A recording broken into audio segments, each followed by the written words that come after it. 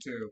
But let's get narrowed in today on overarms, as I'm able to reel you guys back into that. Hi, No, how's you everyone can't. doing I'm today? not here. I want to die. Well, I mean, it's not gonna be like that for the roleplay, thankfully. But how are you, Alice Loon?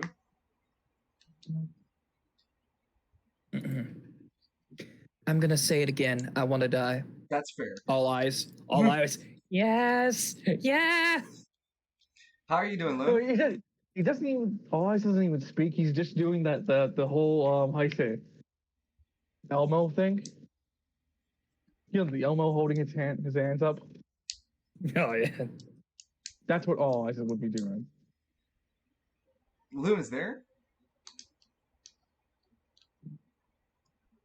Maybe he stepped away for a bit. I had one line. Well, how are you doing, Danny? Wheat, knees, wheat, mom's pasta. Yeah, we're gonna do the Princess Anne Hotel. Yeah, no problem. I know we're gonna do that. I guess I just feel mostly annoyed, not because of what that whole thing. Don't get me wrong. It's not that at all. I opened my fucking this thing for my search bar and it's telling me, oh, Thanksgiving recipes. Like, Oh yeah. why is it when I look outside the window I see Christmas lights? It happens. Chestnuts roasting on an open fire. I swear to fucking God. To be fair, I'm not doing a Thanksgiving event for OA. Jack Frost nipping at your dick. Haha. What You walked thankful outside, this year? but naked. Now you got frostbite on your. No, it's not that I'm not ungrateful for OA this year. It's that I'm actually going to be attending a Thanksgiving dinner, so I'm not hosting an OA event for Thanksgiving, and I'm not going to write an OA event for Thanksgiving either. It'll just be all of the Jesus. characters sitting down at the Sauntering Stallion eating. The hell you Oh want me my to... God. What's up? Uh, um, so I'm into certain things, and I saw something that even makes me wince. Huh. Somebody rigged a mousetrap with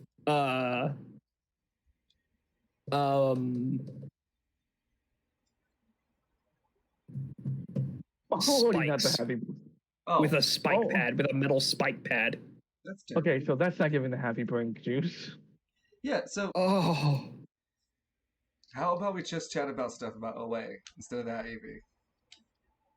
Like, what type of anima you guys are expecting to see in the future? Oh, right. Hey, since we got Eevee here, I was thinking of like a new technique for Lance Eevee, and the technique was like Lance like hits an opponent and leaves a ball of energy on top of him. It does like half damage or no damage at all.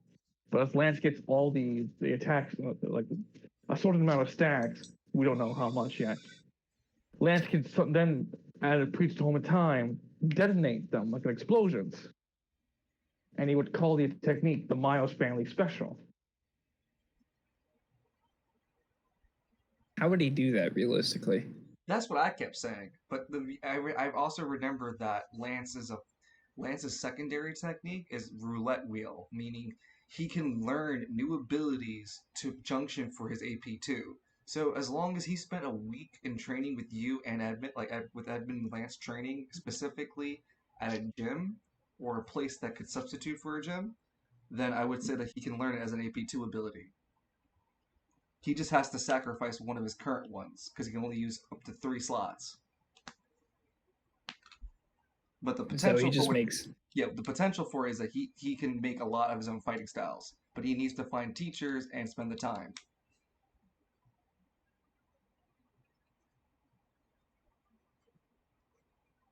He's like a Machamp, but with low intelligence. Welcome back. Oh, hello, Lone. You act like Machamp has a high intelligence at all. He does. You don't have a high intelligence. How else does he learn all these martial arts moves? That's a very fair point. It's like, look, the Kamehameha is my original technique. Goku, yo, fucking Roshi. Master Roshi.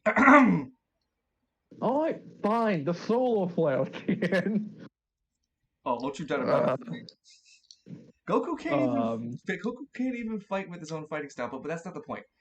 Loon, how are you doing today? I don't care. Doing alright. I I had created some the. soup. More soup. Nice. It's the time of Why year. are you looking for clothes Nice. at a soup store? Oh no. That's just more soup, man. This is the kind of Fuck you, dialogue Shisha. Lance would have with you guys. With Lance and Alistair would have this conversation. Lance, what are Hey, you Oh yo, doing? Lance. no. Lance, Huh? I need your help.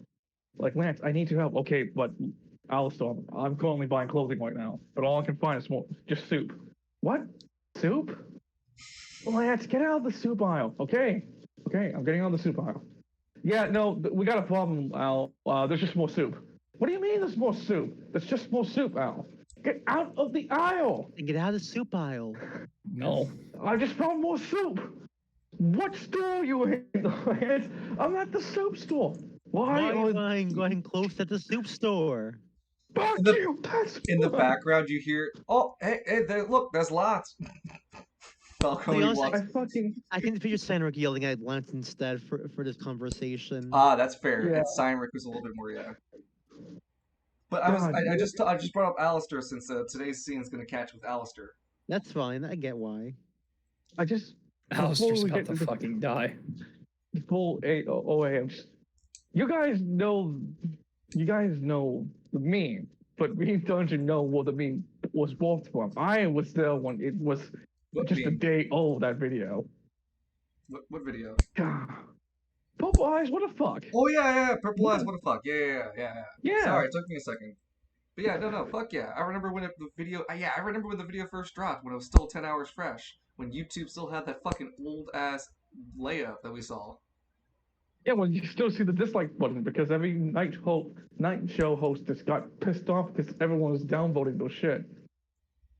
I'm sorry, when the people's opinions apparently. Anyway, back to Man. OA. Hey, let's focus on OA. I know you don't want to do it, but gotta go through it.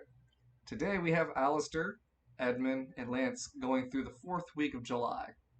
Edmund's returning back to the Sauntering Stallion, so he just has to pay the taxi, and then the 4th week starts for him.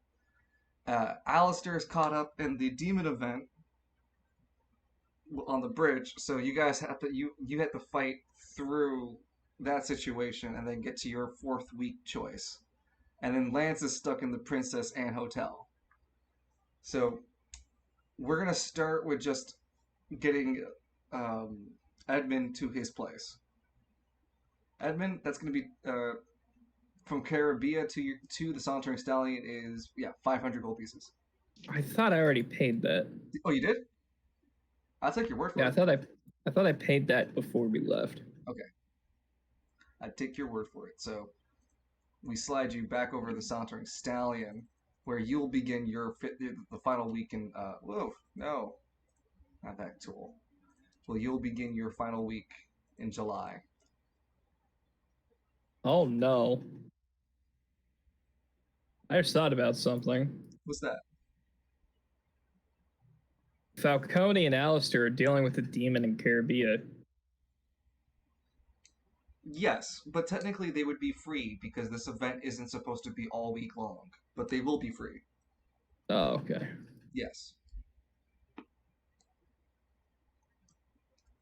Oh, with the week 4 being officially announced as we're moving towards it, Alistair being the only time thing that we're being held down on by, I'm gonna make I'm gonna do it on the GM screen to be a little bit more official. Did we finally get our gold Chase Bank? Nope, that's No. that's in August. Evan is gonna rob the bank. And by bank, he means the DM. You will find, Edmund, that I am quite. You're fine, Mr. Edmund Miles is like done just slowly taking off his suit. And I'm more than capable of handling the ruffians like you. And it's just as he takes off the the other short from the blazer, it just shows that he's fully has like a fucking 8-pack. Oh God, tickets, please. Come on, let me move it. I wanna move it. Just let me. Move it.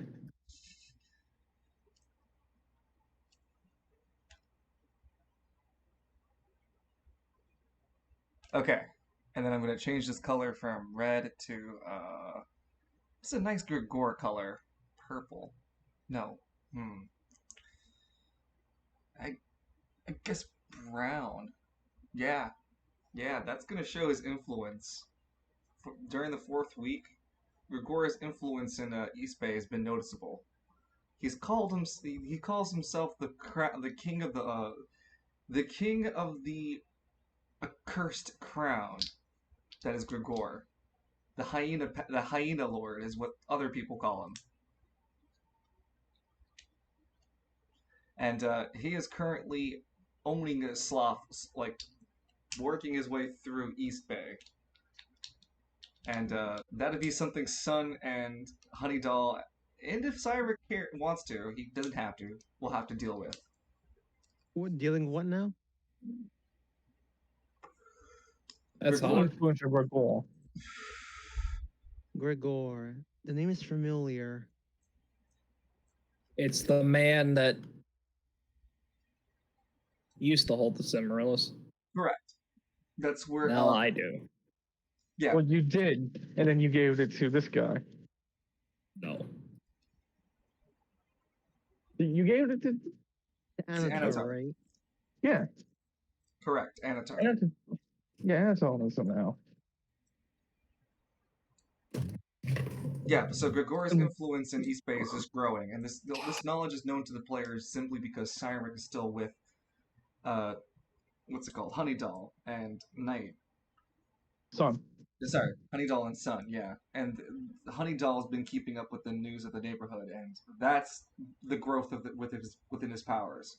And he's behind these hyena people, right? Correct. People calling him the Hyena Lord, or the King of the Not original, but hey. Yeah, or the King of the Accursed Crown. It's either one of those two, but most people call him the Hyena Lord.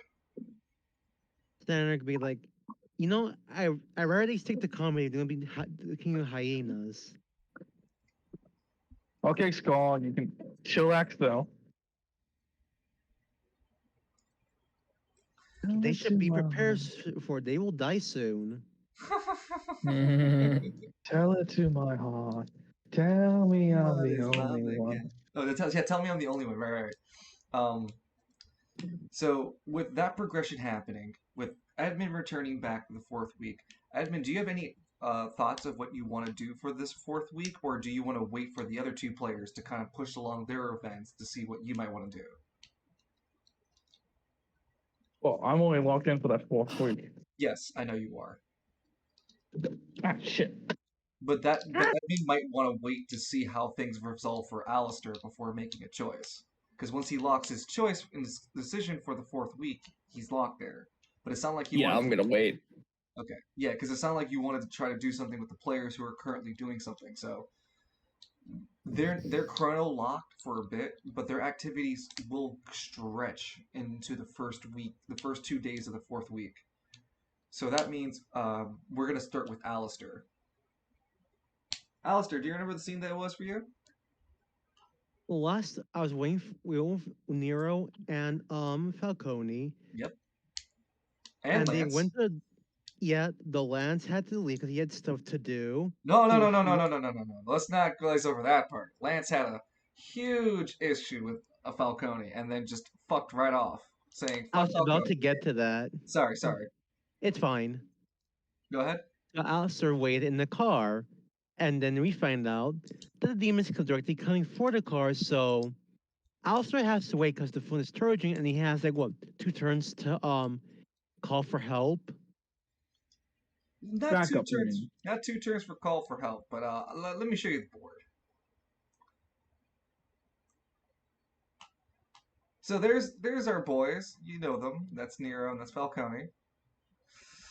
I'm just gonna start scrolling down. That's the patch of darkness I talked about, and I'm gonna keep scrolling. And hey, look, there's the car with the demon on top of it. I'm gonna zoom it out now so that everyone gets a better idea how this road looks. And then I'm gonna remind everybody that this demon is 200 tiles away from from Nero and Falcone. So they were walking for some time, and they won't be able to notice what's going on between you and this demon unless you call their attention. As they're kind of like not facing towards you, and they're making their general direction off the map this way. If you can see the string. I see the roads, I see the two, and The arrow? I see a trail of it, like a road over a river. Yes, that's supposed to be the case. Yeah, I see it. Well, that's supposed to be the visual piece that to like emphasize the water in the area, because that's what the shadows on the sides are supposed to be. But the lights missing in the middle are supposed to be from like light posts that are turned off. Falcone and Nero are going north of the map. They're leaving this map, and they're going to leave Alistair alone with the car because they don't know that Alistair is currently being attacked. They're going to make their own dexterity checks and all that to see if they can pay attention or not. But before we get into that, Alistair, you have a full turn of 2 decisions and a reaction and movement whilst this demon has jumped on top of the car. What do you want to do?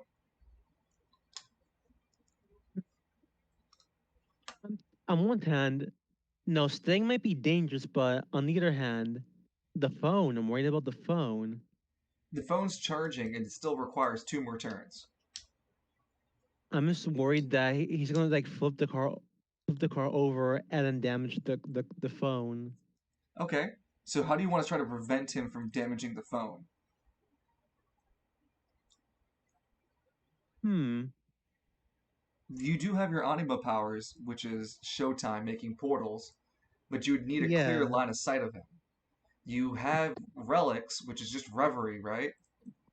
Very and that one shield charm I made. Okay, but that shield charm can't really do anything but give a stat boost. Yeah. Okay. What other options do you have? Well, now I would get out. Yeah, but then you leave yourself more vulnerable to the demon itself, and yelling 200 feet is not going to be good enough for them to hear you. Even with it being quiet, it's more like an echo across the wind. So getting out is an okay idea. You can take it, but you'll be in more direct conflict with that demon. There are guns in the back of the truck too. You can arm yourself if you need to. He's still suffering from the course. Yeah, but right. Oh yeah, being at 1 for strength, I don't think guns are gonna do anything for Alice No, at this time. you're D12 right now. No, What's his the strength. His strength is a D1, but his dexterity Yeah. is a No. D12. No, Lance. Remember what Lance did before? Oh yeah, Lance healed you. Oh right. He temporarily got rid of that. No, he didn't Yeah, temporarily. He removed it and then healed you. Yeah, you Oh, got a he flat out D12. removed it. Okay, never Yeah. mind. Yeah, you're temp D12 right now. Yes, you're a temp D12. So, I mean, you're strong, but it's still a demon. And while we're discussing options, I'm going to start taking decisions from you. This is to represent how this moment needs to keep moving. And if you don't take a decision sooner or later, decisions will be taken for you, which is just losing them. So you have the option of getting out of the car. You have the option of guns in the weapons in the car before you, but you have a curse. I want to look. I want to look. I want to look. What kind of guns do I have available? That's the decision. If you take the decision to do that, you quickly look over your shoulder and you see that there's a pile of guns lying behind you.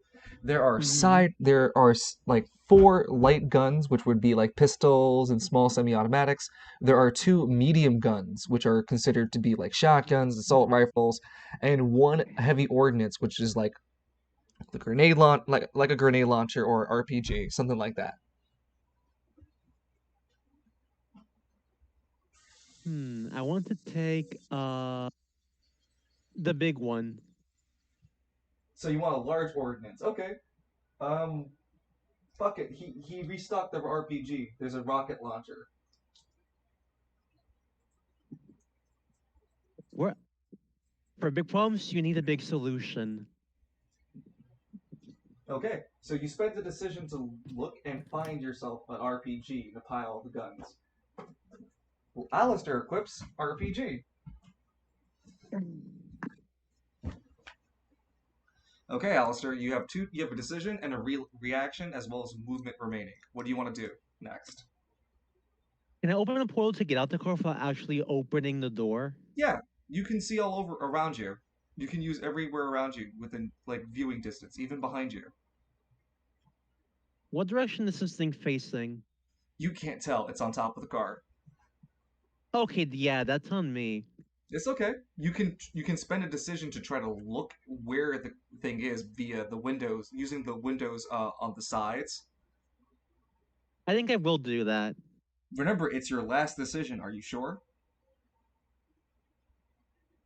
Yeah. Okay, just wanted to make sure. So go ahead and make a dexterity check for me. It's a rather large creature, so the dexterity check isn't going to be high. Okay.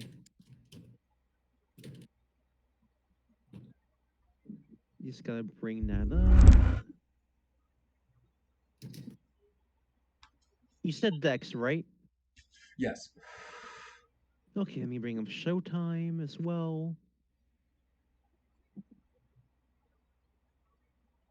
I'm super excited to do the Princess Anne Hotel stuff.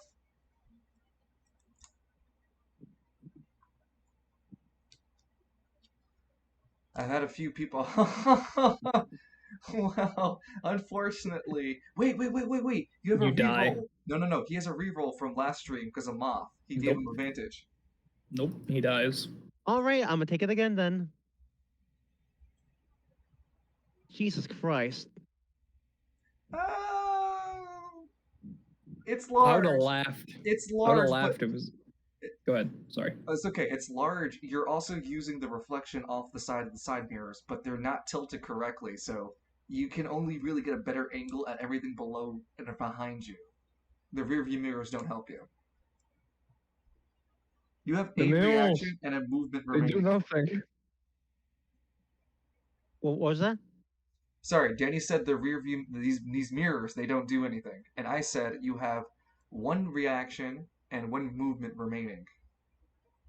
Well, I'm gonna open the portal and go over here.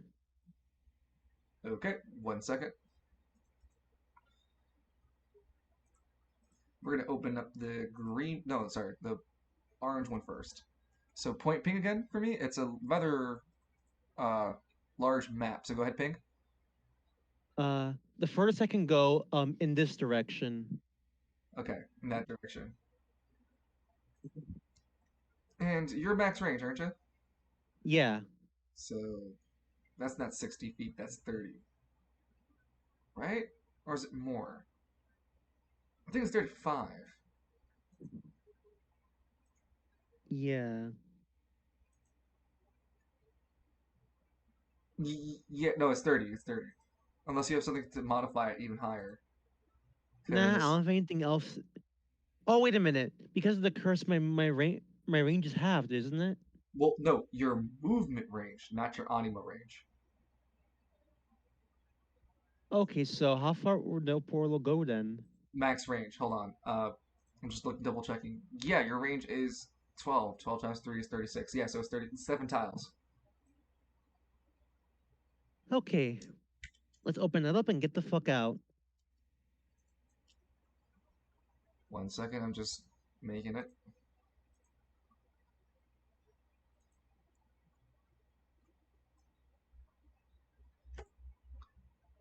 And oh no. The fuck?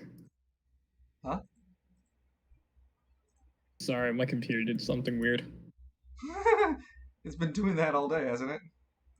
Yeah, I'd get an alert from Xbox, but the Xbox game app isn't open. Lamau.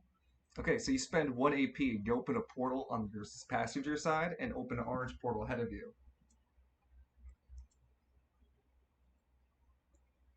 Okay, first step is to get out of here. You gonna step in? Yep, what that's what we're gonna do. We're Spending gonna only step in 5 feet, there. you move right over here. Vroom. Perish. Do I still have the rest of my movement or no? Yes, you still have the rest of your movement, which will be uh, 37 divided by 2. No, it's not 37 divided by 2, but 7 divided by 2, which is 3.5, which we round down. No, well, I mean, yeah, we round down, so it's 3.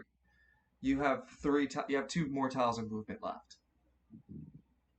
Let's use those tiles to keep going upwards, and then as soon as I'm done, I'm gonna close these portals. Um, you can close them right. You can actually move this blue one ahead 35 feet by spending AP to reposition it before you move. Oh, trust me, I have reasons for this. Well, what I'm suggesting is that you would just. Oh, I'm listening. actually, hmm. Shit, why can't it stick? I wanted to stick. There you go. Actually, yeah, I think I like your idea better. So Yeah. So that let way, when you would move, right, you would then spend another 5 feet and then move up again. yeah, so let me subtract that extra AP, and then You could do it one more. Yeah, you could do it one more time because your ankles. oh, Because you only have 30. You only have 15 feet of movement when you usually have 30. actually, second thought maybe should have stayed because I wanted to look. Actually, Take your. Do you want me to move you back? I can move you back. yeah. Okay. Can I fire a shot at him to get his attention? Because I don't want him fucking up the car. I'm sorry. Can I shoot? Can I shoot him with with reverie so to get his attention? As a reaction, but not as a decision. Okay, so never mind. Then I think Uh huh. I have one. I have one decision left after this. No, Do you I have no not? more Or decisions left. You only have. okay, okay. Yeah, you only have 20. You only have 2 more tiles of movement left, and you have 1 reaction. You can also give yourself 1 more AP back since you didn't move forward.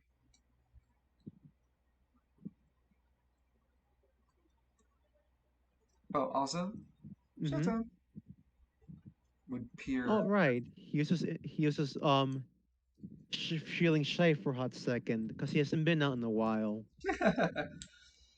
But he's always ready to put on a good performance. Father. I may have to Father, rework please, that Father. curse for the other half of it.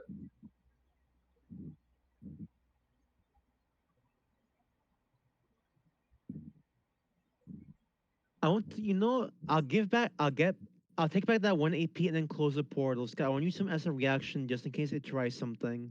Okay. I want to try something out here. I'm just gonna move them into the shadows for now. Okay. Showtime just reactively moves next to you.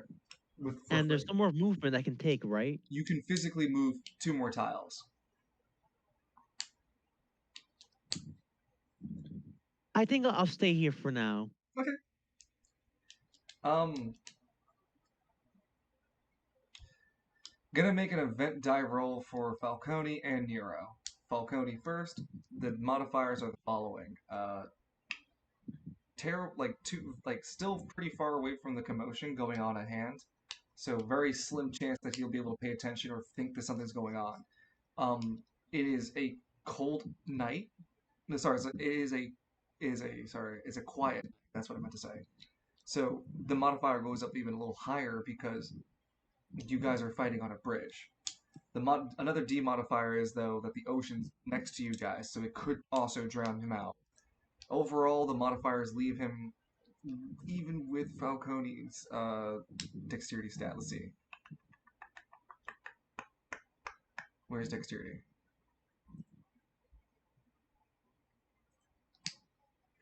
A D8. That's not good. I say 40.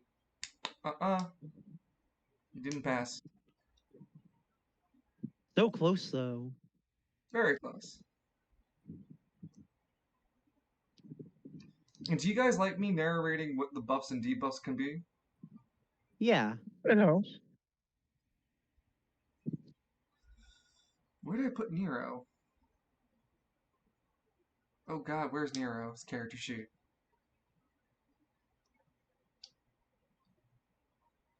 Sorry to tell you this, Nero doesn't exist. It was Using always your imagination. I fucking knew it. It's always in my imagination. He's a Yeah, voice in it your wasn't head. your fault. You have to wake up. Shut up. Wake up, Dungeon. No, fuck both of you. Fuck, no. You gotta Wake let me up, go, Dungeon. man. You gotta wake up. No, guys. I look at Dungeon in the eyes. You gotta let me go, man. I will fucking, I swear I'd kill you first, Danny. Yeah, I don't blame you for the accent. You just gotta let me go. Danny, Ah! Wait till we get to the Queen Anne Hotel. Anyway, Nero's dexterity stat is an 8 too, so it's another 40. Come on, D100. Hey! So, Denny, can you do me the favors and play the role of Father Nero? Yeah, I can do that. No. So as Father Falcone and Nero are making their way upward, Falcone takes a step forward, and then Nero gets this sort of like coming to earth moment. Like, wait, something's telling me. Something deep in my soul is telling me to stop moving. And you see Falcone still walking. Nero takes aim. Bishop. No, he I mean, he usually refers into Falcone or even Vincent. Yeah, Oi, Father. Something don't feel right. What are you crying about this time, Nero? Got it. It's my fingers. They're wiggling. I mean, something ain't right. Kind of like his hands, like kind of like moving on its own, wiggling fingers. No, that's fine. That's You know, perfect. Yeah, man, his hands are moving at a rhythm that he knows to be his battle reflex. It ain't like this until I don't get this kind of level of agility unless someone or something is around us, and I haven't even found them yet. Nero instinctively summons his anima, Judas Priest. No, I'm pretty sure there's something back at the car. I think that bastard's back at the car. Something. Whatever what that booth guy and the booth boy told us. Falcone nods. Yeah, he did say that the demon was attacking a car. Ah, shit. You think he's attacked fucking you think he's oops, wrong thing. Do you think he's a fucking attacked Alistair? I let him kill Lance, but I won't let him kill fucking Alistair. I don't think Lance will let you down for that if that happens. Look, Nero, level with me. Are you sure the demon's back there? Fingers don't lie. They're magical.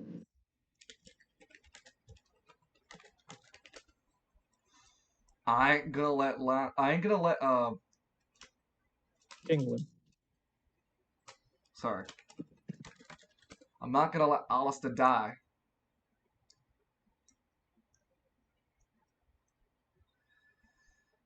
Falcone takes a deep breath. Horns upon my head, crimson eyes of dread, prepared for your demise, and the fire begins to wrap around him. Hell, wrath of hell, arise! And it burns away his skin and flesh as he takes form to become the Hell Beast. Seems like it hurt. Yeah. You know what that kind of pain is? It's like ribs being broken.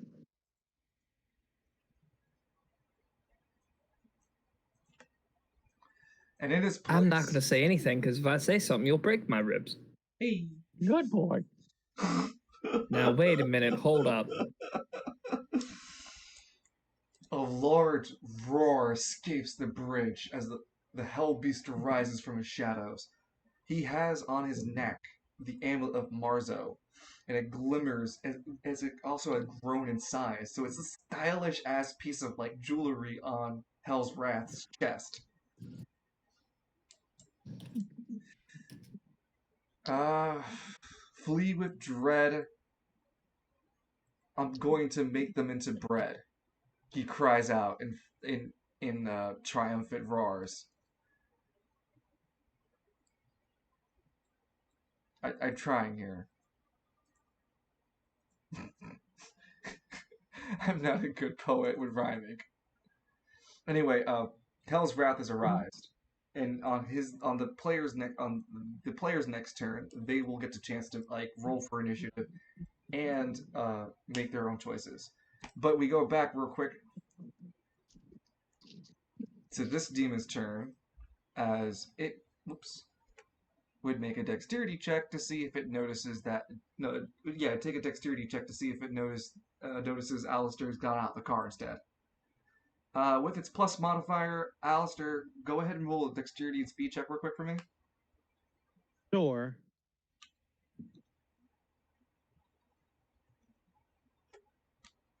Rolling dex I'm going to hide the water for now because we don't need it. and speed. So that's a 7. Uh, Ba ba ba ba ba ba ba. yeah, unfortunately, it notices you. No, I want him to notice me actually. Well, okay, well then. All right, excuse me. I was trying to make it. Anyway, so it would spend its first movement closing the gap by opening its large wings and flying towards you. It is going to close the gap. Do you want to use a reaction? Yeah, I'm gonna use my. Can I use a portal and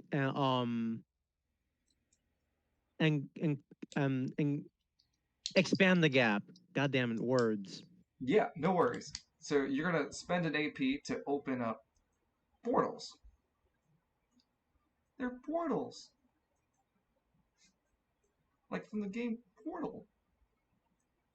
You want to die? Yeah. Not yet. Okay. You spend 1 AP to open up the 2 portals. I'm gonna have to make you roll a dexterity check to see if you fall into the portal, because you don't have any more movement remaining. So you make the portal, but I'm gonna have you to roll to see if you can successfully get out off the other 30, the other side of the portal. Otherwise, all you do is go down, then come back up, whilst the demon makes his way towards you. Can I junction this? I will let you, sure. So you understand what's the issue here, right? I used my movement, so now You have no movement, so what we're doing is that we're gonna see if you can like move yourself during the momentum of falling into the portal to move yourself out of the portals. Otherwise, you're just gonna keep falling back up and down the portal in a perpetual momentum, and the demon's just gonna move up to where you are and try to hit you anyway. yeah, I'm thinking with the junction, you could think of it as, let me just roll first. So you said dex, right? Yep. Dex and speed.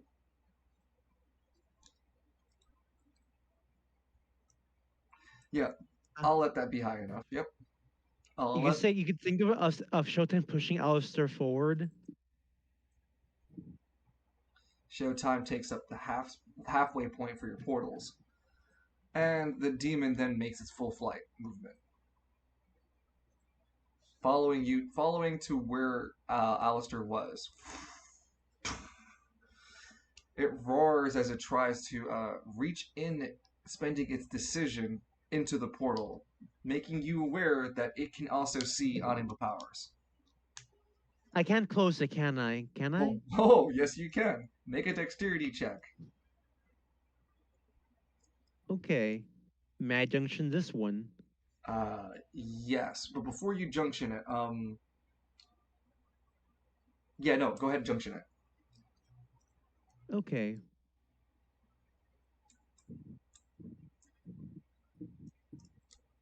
So what, 2 4s? Oh no, I think I clicked the first one by accident. I remember the 4.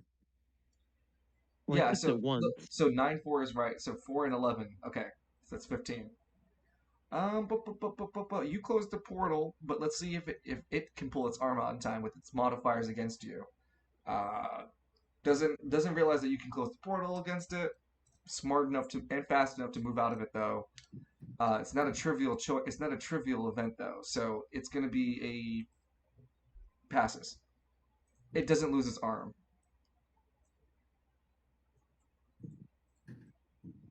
But you do manage to close the portal. Yeah. Then it flies over to your next location because it has another movement. Son of a. It's a demon. It has 2 movements and 3 decisions. Oh boy. Yep. It spends its last decision in order to grapple Alistair. Alistair, you're smaller than it, but you also have a D12 in strength right now. So you have a chance to contend with it. So it's Yeah. your strength stat, and then you have the junction with your anima as you summon Showtime next to you to help you rally your strength up to hold off the fucking Yep. I demon. was gonna junction it. Okay. And I'm sorry that it Arm. seems pretty like sticking on top of you, but you're the only target, and it's a demon. I'm sorry. It's fine. As long as you Come on, understand. arms. Don't fail me now. So, oh yeah, 12. Yeah. Wow. Whoa! Let's see what the speed gets me. Is it Celestial? Oh, I was gonna say, is it a Celestial? I'd have been hyped. Yeah, Alistair, you grab its hand as it comes down to grab you, and you hold up and you push off the demon. Hands off me.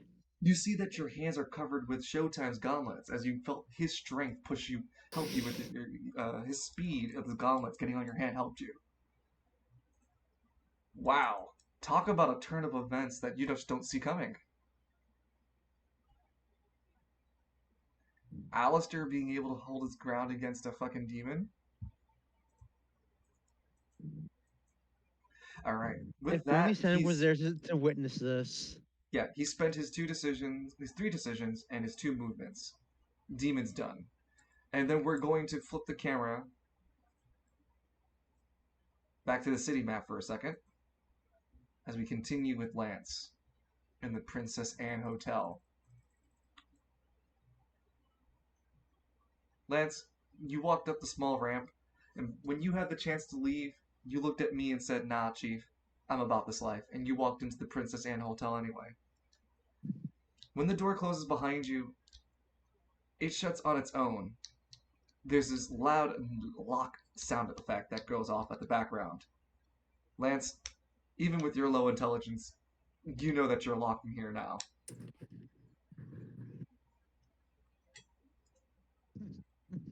It thinks it can hold me in here. Fucking throws like a. That's. I was making the joke like Lance just throws a haymaker on top of his AP1, but no. Lance would begin to go deeper inside to like find the person at the receptionist table Yeah, counter. sure. You make your way into the interior. It's this large bar arm that catches your attention, which is the receptionist area. When you finally make it, it is that man again who's standing by the stairwell to the side of him. He was the same man that you met previously, wearing the black suit, smiling at you with pale white skin and eyes that seem void of color. He has jet black hair and smiles at you with this insidious nature.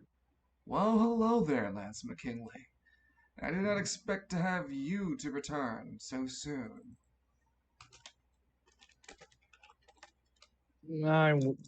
This whole visit is kind of on a last minute kind of second kind of detail.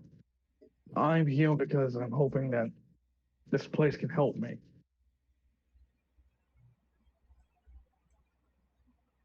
Help you how?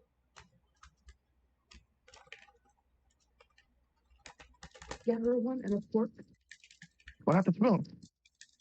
I'm using it. This isn't even mine. All right. Lance looks at his own hands.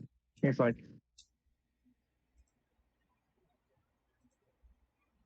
he just kind of like looks back at him like something in me is broken, and there are other things that relate to my memory that I can't seem to recall properly. And I think this is the only place that can help me with that. So you're saying the man in the black suit speaks like leans in towards you. Is that you feel like you've been missing your time here at the Prince Anson Hotel? He smiles.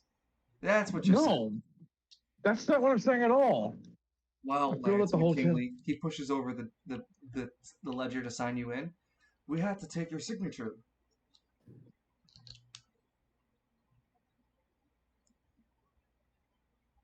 Come now, Lance. Lance looks over. Lance looks over the ledger. You see that there are several names that are. It's a new page, but there's still several entries before your name. You even see that Alistair's name is there, but it says that he hasn't returned yet. It says you are just arriving, and it even says the date that you've arrived. It just needs your signature. Wake up, Lance. What is that? They were melted. No. Lance signs onto the ledger. It's like magnetic almost. You almost feel like it's an automatic thing. Like you can't even if you even wanted to stop, you couldn't have. But you willingly let the force be, and you write your name in a near perfect cursive. Lance, you don't know how to write cursive. I don't know how to write cursive. The receptionist looks at the book and looks back at you. Well, you did a good job then, for your first time. No, that should be chicken scratch. He closes the book in front of you. Well, he hands you the room key. Here you are. This is your room key. You keep it on your person while you travel across the hotel. Otherwise, there could be unforeseen consequences for not carrying your room pass. Like, I've been here before. I know how this thing works.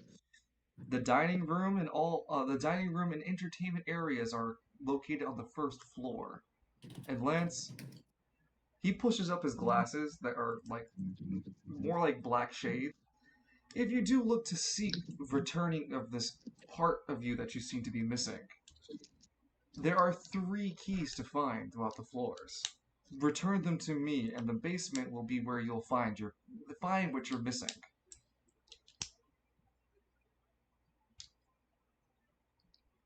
Any idea how I'm supposed to get these keys? Try to be a good neighbor. He smiles.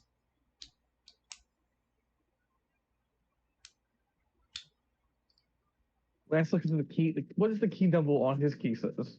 You notice that the key is the key and the key tag for it reads 000. Hey, wait a minute. This You is look no. up and There's he's no. gone. It's an Great. empty. It's an empty receptionist area. You also notice that the key teeth on this key in particular have no tang, but they're detachable, so you can actually make your own key with it. But it's missing the pieces. Oh, Lance's current objectives: continue to investigate the mystery of the hotel, which may take a while. You may investigate the first floor for the occupants who live around to try to figure out where this mysterious first floor key that you're looking for is. You can go to the cafeteria or the entertainment area. hold on. Out of count. Oh, the 3 keys is related to the 3 prongs needed to create the key to the basement. Something like that. Well, let's see who else is on this floor for now. Roll a What D100. Oh, also, before we continue further, as you gather this key item, you are stripped of any other side items. You realize you have no inventory items, no relics. The only thing that you have equipped is the battle armor, but even then, its functionality has been reduced to roleplay aspect only. Wait, I don't even have White Hole Sun. White Hole Sun is not in your possession now. I better not. This better not end up in Black Nebula's hands somehow. The effects of the powers of the hotel B prevents you from accessing your items. It doesn't mean that anyone else can. They would have to have the ability to disrupt the power of this hotel. And if it's strong enough to take the item from you, I don't know how much stronger you have to be to break it out of its grasp. Get what I'm putting down? I'm essentially saying the hotel's right now the safest place it can be. So roll D100. So hold on, before you continue, Cowboy. You also are entering. Wait a minute, that's my stick. You're entering a new mechanic. This is called a sanity. Sanity is a D100 mechanic. No, not D100. Sorry, it's a 1 out of 100. You start at 100, and there are going to be choices and events that you make that will either increase or decrease your sanity intake. Whilst you go out through the floor itself is endless. You'll only get progression by completing certain tasks. And I can only help you when you dedicate that to be what you want to do. This is similar to the Halloween event. Liminal space. Yep. Welcome to liminal space.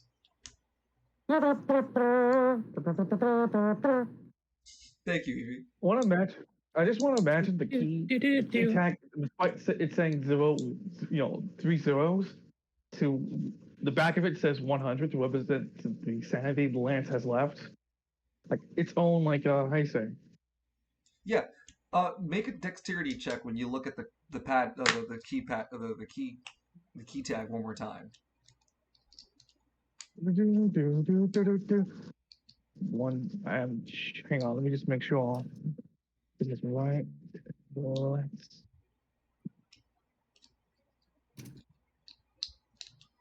He's loading his counter sheet.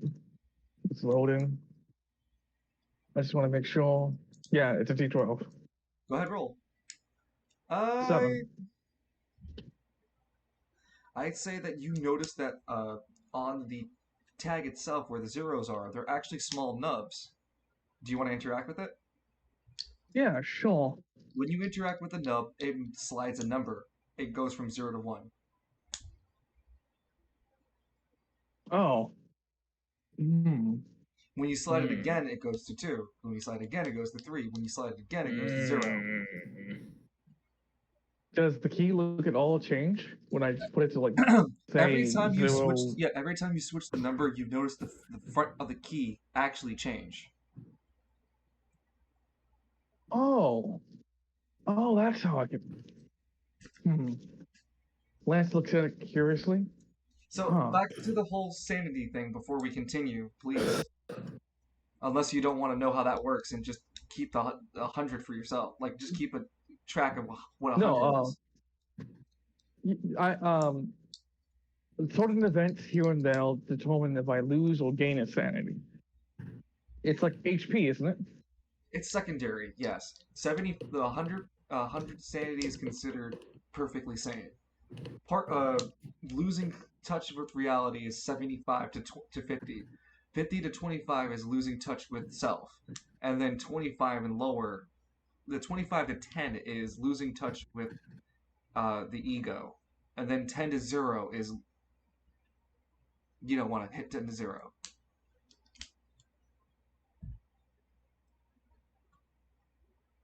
So, man, I could go for some London right now. We'll stay with Lance for 2 decisions. Lance, you're walking in liminal space as you make your way in the first floor. Every door frame that you see that come across, it's about perfectly measured 80 feet between each other. There's doors to your left and your right. Each of these doors are listed from 1001 to 199. You can even see sometimes letters. Lance kind of stops and he's like, he said, be nice to your neighbor, be a good neighbor. gonna go check out see if I can find someone in the cafeteria. And with your first decision, you make your way to what seems like a floor map. When you find your way towards it, I need you to roll a D100 with your intelligence being the modifier. Your intelligence is D4, so you increase the difficulty of this roll. A simple map becomes an issue for you to look at, as the lines of it begin to dance across the surface of the map. Roll a D. Oh, wow, fucking lucky you. It was under a 25. The map, the lines of the map cohese themselves into a centerpiece and finally make sense to you. You see that there is an actual way to get to the cafeteria through the liminal space. You spend your other decision to actually make it to the cafeteria. When you make your way there, make another event roll.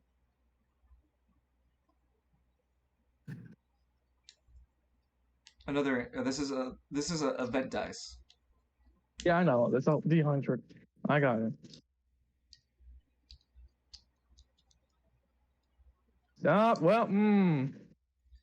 Lance, as you're walking down the hallway to get to the cafeteria, you hear grunting noises behind you. It begins getting. This first was quiet, like, but it's getting louder and louder as you take a step further and further, closer and closer to the cafeteria. What do you want to do, Lance? Oh, if Lance is hearing that, he's just gonna I'm gonna increase the pace and go into a power walk. From a power walk into a brisk into a full fucking sprint. Make a dexterity and speed check. He's making a fucking full run now. It's just running. As you run, you can hear stomping coming up behind you. It is loud. It is thunderous. It is shaking the hallway as you run down, Lance. Oh, Lance, please, no, not now.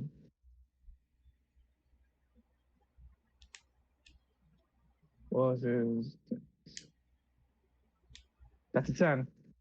Lance, you get washed over by darkness. Barely grabbing onto the door handle to the cafeteria, though, you wrench yourself from that darkness and pull yourself into the cafeteria like some disgusting tar. This takes a terrible toll on your sanity. You lose 10. Ah, shit. Oh, what a nightmare. Now, you will be in charge of keeping until your sanity, and I will be running a secondary sheet next to yours. If you're not the same as mine, you automatically take the difference in what you were wrong about. And what's if you're wrong? I'll grant you the difference. He's never wrong. No, I admit that I'm wrong. In the cafeteria, Lance, roll a D100. It is the early hours of this area, so there is a chance that breakfast is being served, which it is. You will find about 4 people and the cafeteria staff in the area. They will return to you in just after we go off to the last player of the evening, which is going to be Edmund. I couldn't hold on any longer. We had to choose and make a decision for you, friend. Well, it can even just be role-playing stuff if you will like. Well, it's the end of the week, right? No, it's the beginning of the 4th week. It's the beginning of the 4th week? Yep. End of the month? Yep. Well. You also remember that Squad Zero is supposed to go to the undisclosed district. Yeah. Edmund can be seen at the bar. Playing them newfangled game systems that Anatar can't understand. For whatever reason. I'm too old for this. Oh, also, I'm just going to move these guys back and away. Anatar... But it's... Go ahead. It's just a handheld. Anatar himself would, descend the staircase in a almost radiant glow. He's, literally walking as if there's a sun shoved up his ass, because he's just so immaculately happy. Hello, Grimtongue. Hello, Edmund. You would even notice that Grimtongue is wearing nice outfits now. The bar has itself like just feels refurbished. Edmund. What exactly did I miss when I was gone? Oh, I just did what they call spring cleaning. You look at the calendar, it's still July.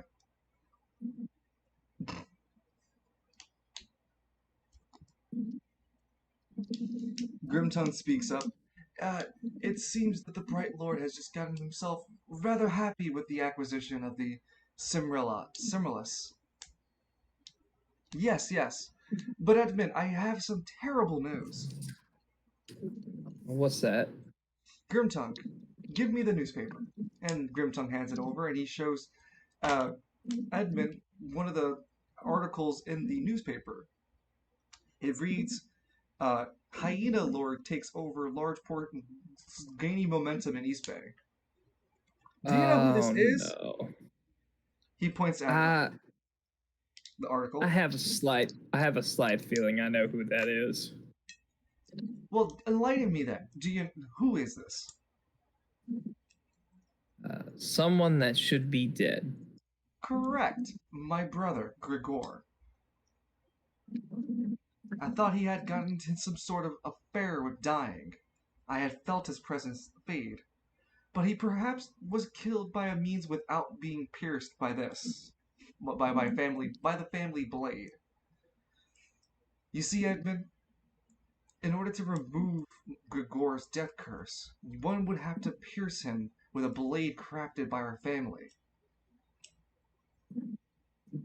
I just so happened he pulls out a dagger and got the right dagger for the bitch. I keep it on me.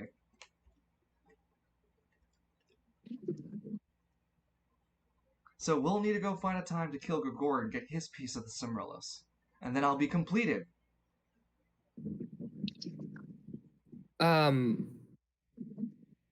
Wait. Hanatar. Yeah, Editar thinks for a second.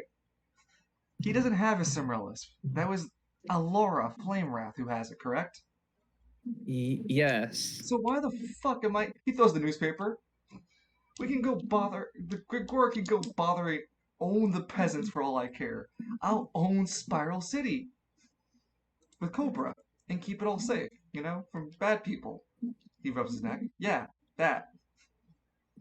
At this point, Edmund puts down Huh?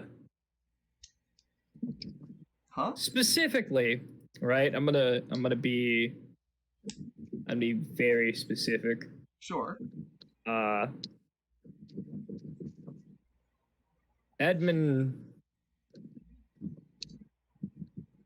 was playing the equivalent of Advance Wars for the GBA. Okay. At this point, he puts it in his coat pocket because his coat pocket is essentially just a bag of holding for Roleplay. various roleplay items. Yeah. That really doesn't matter. Gonna charge you Well- for that Game Boy, but whatever. What? I gotta charge you for that, but whatever. Continue. He's gonna put it back in his room when he's done. It is the 4th week, correct? July. Yeah. So he's asking me, Anatar. Oh, yes, correct. It is toward the end of the month.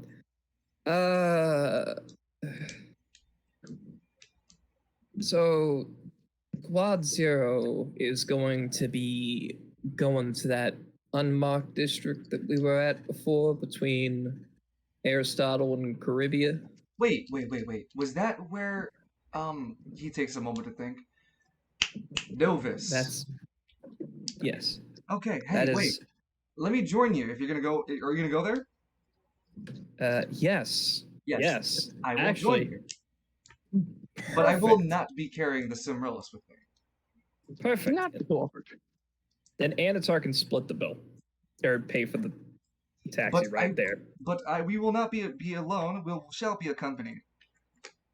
What was the name of the anima user employed by Anatar? I gave you a name. I have to check my notes from a while ago because these aren't my notes. Flesh is just eating breakfast with pygmies. This is the So you got this is the lyrics to Ice Ice Brimley. Where are my notes? Ha! Does Game Night know? Ranger Officer McKinley. Wait a minute, that's from a different role play. Ranger Officer I'm fucking crying. First it was Father McKinley, now it's Ranger Officer McKinley. No, I was doing a Fallout Arma off, and that was my character name. They wanted me to Lance McKinley makes a good army name. Lance McKinley. I have no clue what this asshole's name is. I seen him once at Travis? Yes. his name Travis. Travis Downtouch. He'll get a name when he survives a week. Well, Anatar calls out, Travis, we're gonna have you join us. Travis is eating breakfast at one of the booths. He puts his fingers up. Sure, whatever, old man. I'm not old. Who the hell is Travis? Travis looks over with his purple hair from the booth. You know me. I'm the new recruit for Cobra. He looks at. Oh, you're the person who was at Falcone's church. You also recognize him to be the anima user in the market district that was using his powers. And you also got shot. And I live to tell the tale. He shrugs. Yeah, dying isn't what it's cracked up to be. Yeah, tell him. Shut up, all eyes. Oh, you know what? You know what? He gets out of your body. I don't need this anymore. You fall dead. Goodbye. You just drop to the ground as he walks away. Asshole's so grateful. And he disappears. Ah, shit. But anyway, the real scene is that Travis is going to be sent to join you and Anatar.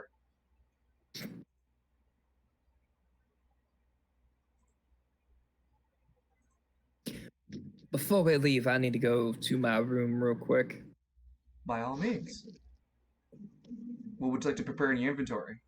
Screaming can be heard from his bedroom. He's gonna drop the game system and put it in his safe.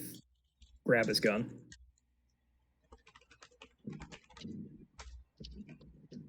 Okay. He still hasn't given the Glock to Nero. He's gonna he's gonna grab his gun and walk back downstairs to the bar. Grimtongue? What time is it? Grimtongue looks at his watch. It's about Monday, 9 a.m. All right. Give me a shot glass. We know the drill. Here's your 10 gold. He adds the shot glass. He opens, he's gonna reload the shot glass. Now you have glass bullets. Yeah. Okay. Glass bullets and a Glock. I need to go find someone for the character of Travis Downtouch. Travis Bad Touch. Travis Bad. Oh No. no. Does Travis know Edmund's rank in Cobra, or does he just think he's some other person Anatar has hired? He doesn't know what your affiliation is. He just thinks that you're also part of Cobra. Yes. Good. Yeah, he'd be entirely unaware. Travis, do you have a gun? Huh? No, I don't use guns. I just use my anima and my fighting style. What is your artist. fighting? Hmm? Okay. Anatar, it seems like we need to get our friend a bulletproof vest. And you. Oh, right. I was making equipment for. I put it on a list to make a relic equipment for the foot soldiers and all. That takes time, of course. So. And maybe Grimtongue. Well, yes. We could also buy some from the buy it from an armory. Because right now I don't have the equipment for anyone. We don't even have bulletproof armor. True. Oh well, that can come later. Hold on. Travis. Down touch.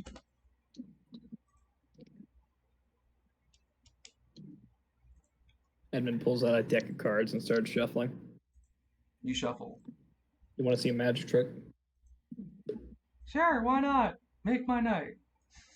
Joke's on you, All Eyes. It's a thing of tarot cards. You drew death. Congratulations. You're going to die in 2 days. Yes, finally. Edmund's body feels. His body lifts off the ground, and you know Death, the force the opening. hangman. That's what Wait, hang Travis on, you know- down touch looks like. You know that the opening, like the Gangster's Paradise, going like Why does he look like he's sniffing somebody's panties? Well, because he's keeping his mouth covered with his hand. It's just the artwork that I found that closely resembles him. He would have like a box full of matches in his hand, like a box match. Why would he have a box full of matches? kill him. I'm not killing Travis. Maybe if we need maybe if we need a bonus to our morale roll. Earlier, he said that your phone number or his receipt, and I'm just 100 gold to whoever gets that reference. What the fuck? Not coming out of my pocket. Yeah. So you guys are gonna go over to the unmarked district. Yep. Good, wonderful. How are we going to go there? I believe. Oh, I didn't think this one through. We we don't could take a actually own taxi. car. Yeah, we don't own a car, and a taxi will only get us so far. We'll have to end up walking the rest of the way. Grim Tongue, do you know how to drive? We don't have a car. That's not what I'm asking. I can drive, yes. So if you're saying if we acquire a car, I could drive it, yes. I love that picture, Danny. Yes. It took me like 5 fucking times looking at it to get what was going on, but I fucking love it. That's a pygmy through and through, Danny. No, it's Edmund looking at. Oh my god, yes, that's Wow. Edmund looking at All Eyes. Show it to him. No, I don't. But you know what I don't get? What's happening in the picture? Oh, it's the ear flaps. She's hiding them in the middle. Oh, that's what's happening. Yeah, so every time he looks, there's ear flaps, but in the middle, there is an ear flap. I mean, That's what All Eyes does to Edmund. Just looks away, looks back. that's fair.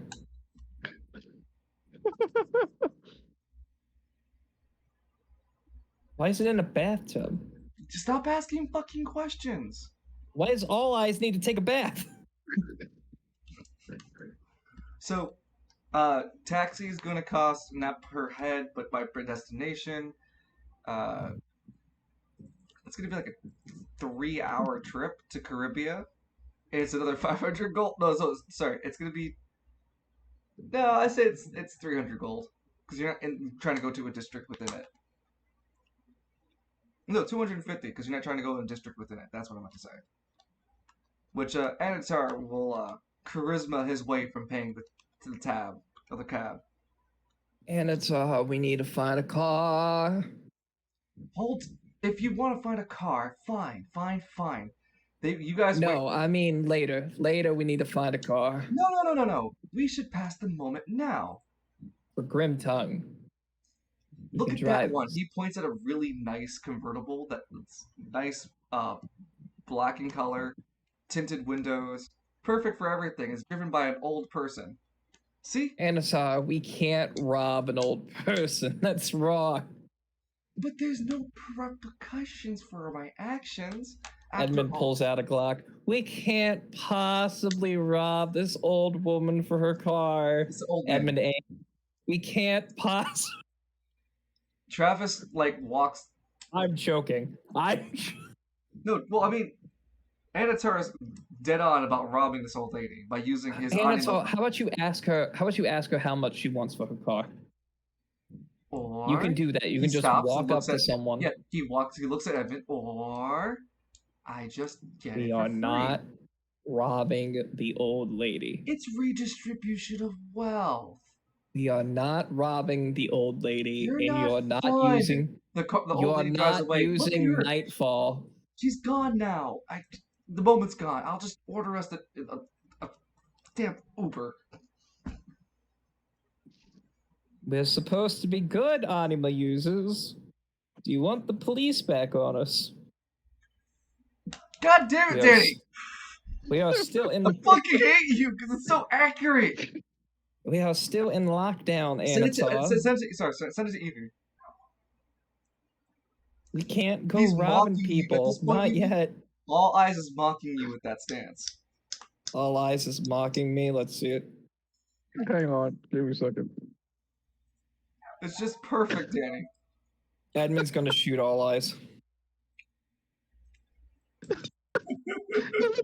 I love the part that if you look closely, the pant legs are rolled up. Yeah. In my mind, this is now what All Eyes looks like. For now, sure. No. That's already someone's avatar. It's called NCS, the NCS, and I like her YouTube content. She's really good, or he's really good. I don't know. Anyway, Avatar calls over a cab and uses his charisma as well as his anima power to charisma the shit out of the guy for not paying the cab. Wow. And he doesn't have the Simrillis in his hands because he left it behind. You should have probably taken those. No, I don't want to lose them. I got 2 of them, and that's kind of a big deal. What do you mean you don't want to lose them? I could get jumped.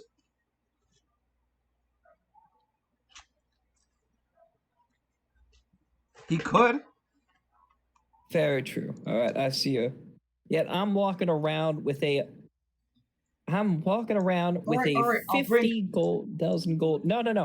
It's fine. I'll bring It's one fine. piece. I can lose 1 piece. You can't lose any of them. Put it back. Alright. Fine. He goes back upstairs. Fine. God damn it. Make me run up down the goddamn staircase. Runs back down. Trust me, Anatar. We're going in the West Bay. You don't want that around West Bay. We might actually get robbed in our cab. It's West Bay. Oh, right. You have to go to outside the district, too. Yeah, we have to go through West Bay. Okay. Let's go back to while we're figuring out the taxi situation, and you guys will just have to end up paying, and we'll move you to the next district. But we're gonna go back now to the Long Bridge. There is the bridge. Alistair, roll for Luna. You still there? Yeah, I'm here. Roll for speed and dexterity. We're entering official combat business. Mortal Kombat. Pew, pew, Bum, pew. bum, bum, bum, bum, bum. Edmund could have gone pro on that.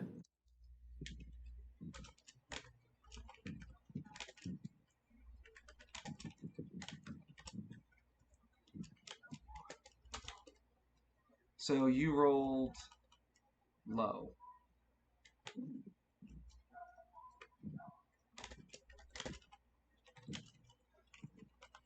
Alistair rolled 10, 11, 12. You rolled 12. No, you rolled 11. Father Nero. I wonder. Sorry, just Nero. Sorry, Falcone, then Nero. If I drop out, that's because I accidentally killed my computer. That sucks. Well, no, I'm doing a little bit of maintenance. And where are we with you again? Evie, we're at oh yeah. Edmund is traveling.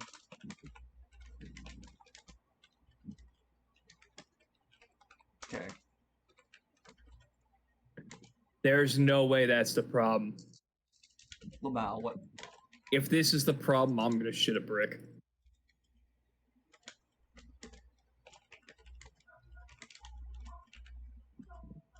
Okay, so Nero, Falcone and Nero roll. Nero's a D8. My 2D. No, he was. Yeah, he was slow.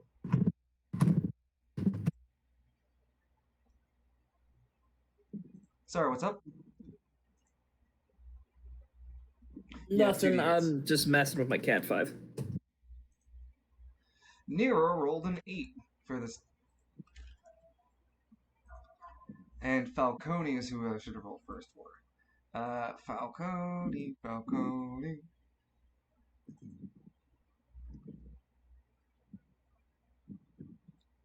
Evie disconnected. What? No, I'm still here. Oh, well, your character from, it says you disconnected from, Roll 20. roll 20. No, I'm Oh. here. It's line. What? Yeah, Lion's gone too. What do you mean? I was still here. Okay, so Falcone also rolled an 8. Rolled pretty fucking average, if you ask me, god damn it. Hey, there's nothing wrong with being average. Indeed. This is the small man. And demon stats. I see what's happening here.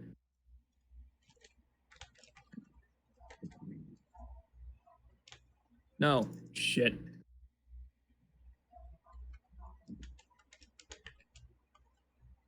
Sorry. No, you're fine. No, I accidentally turned on my mic for roll 20.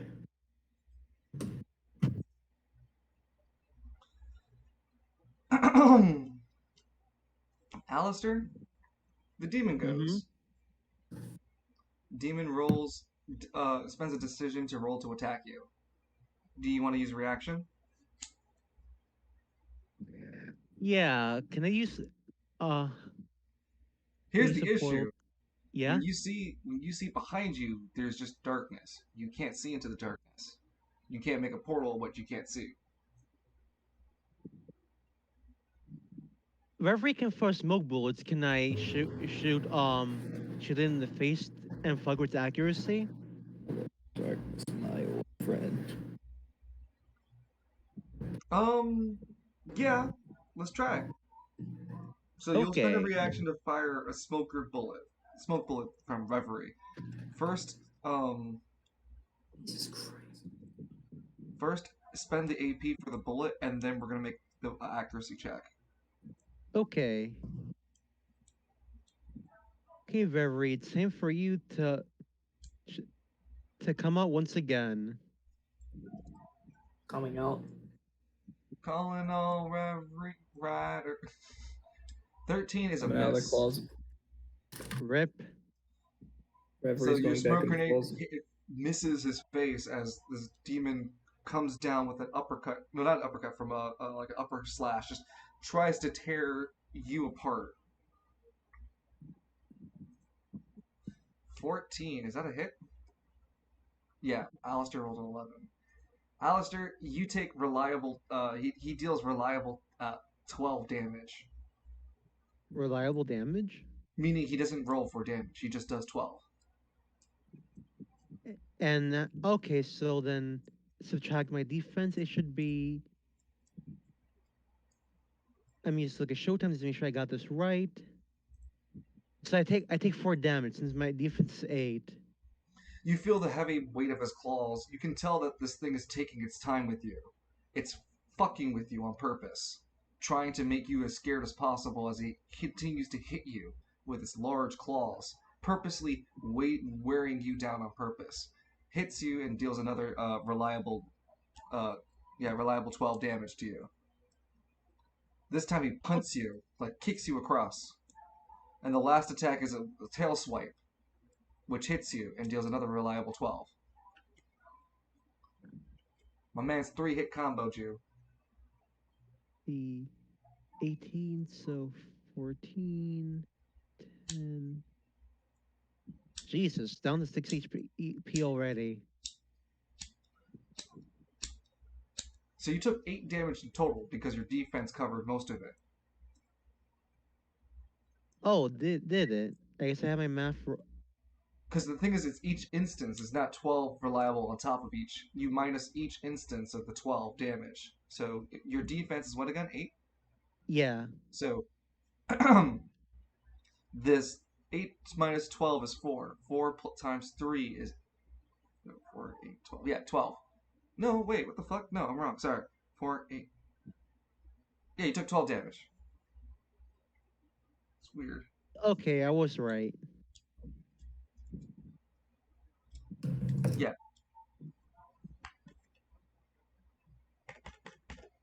Ow. Hey, Dungeon, when you get the chance, check your DMs. I sent you some. Wow, that is very fucking cringe. Wow. So what? Did you just let a fucking rat get there and get a little nibble in your cat 45 or some shit? No. I've been trying to get it out because I think one of the wires is dead. But And it's not dead. You can see the link light. yeah, I know. There's a problem. I'm thinking it's at the other end, That's but fair. I can't get it out to test the wire, and this is me very lightly trying to pull it out. Okay, It's well, getting Smarty, don't pull it. There's a safety pin at the very bottom of the cat 5. That's Yeah. what he said. Yeah, that's what I'm pulling. No. I'm pressing down on it and trying to pull it out. So then, if it's not working right, use like a knife or something to be a wedge.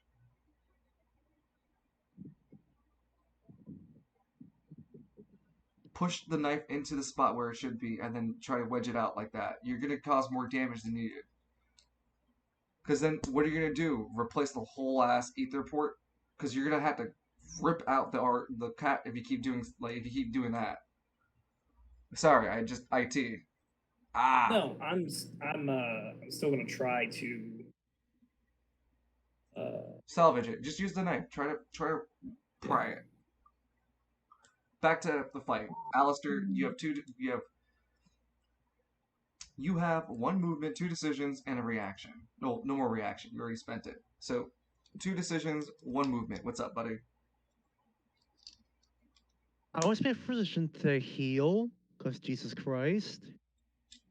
Okay, how do you heal it? Oh, hold on.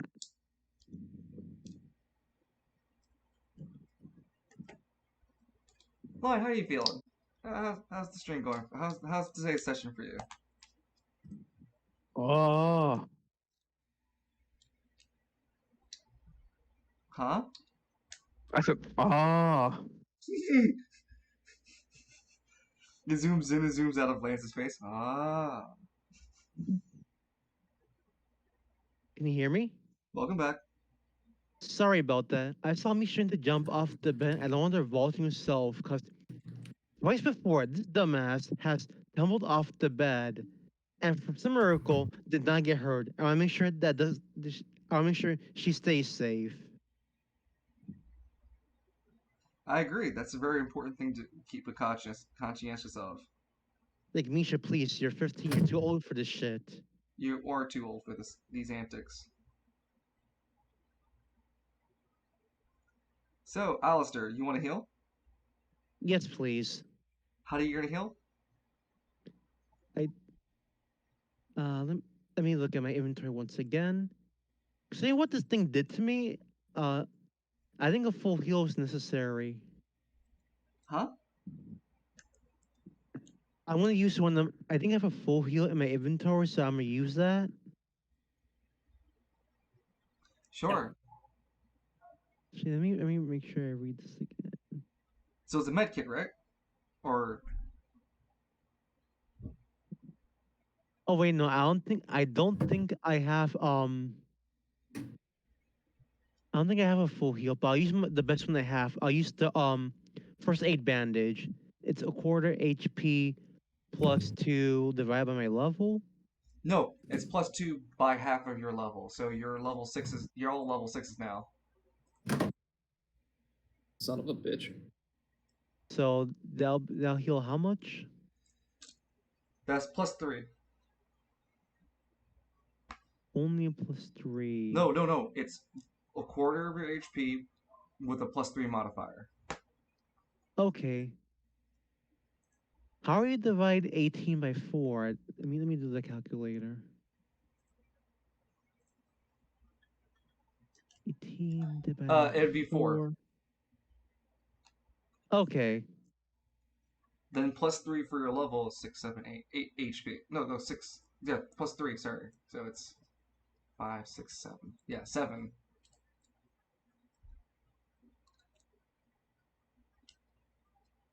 Uh, I'll do it. Okay. You spend a decision to put a band-aid on you. You heal 7 HP. There's no dice roll, right? I'll no. There's no. Yeah, I figured. Because that's what I wanted to change from heal items. They just heal for flattened bounce now. So yeah, you just healed 7 HP. You have 1 decision and 1 movement left.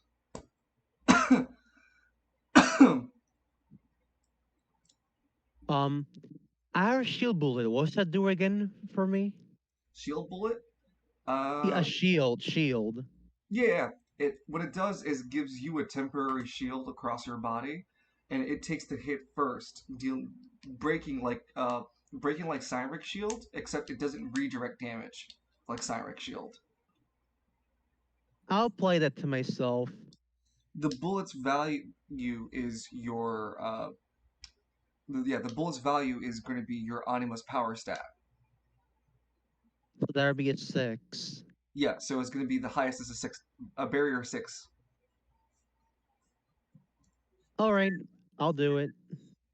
You gain a small blue oriental shield around you as soon as you pop the bullet on the ground near you.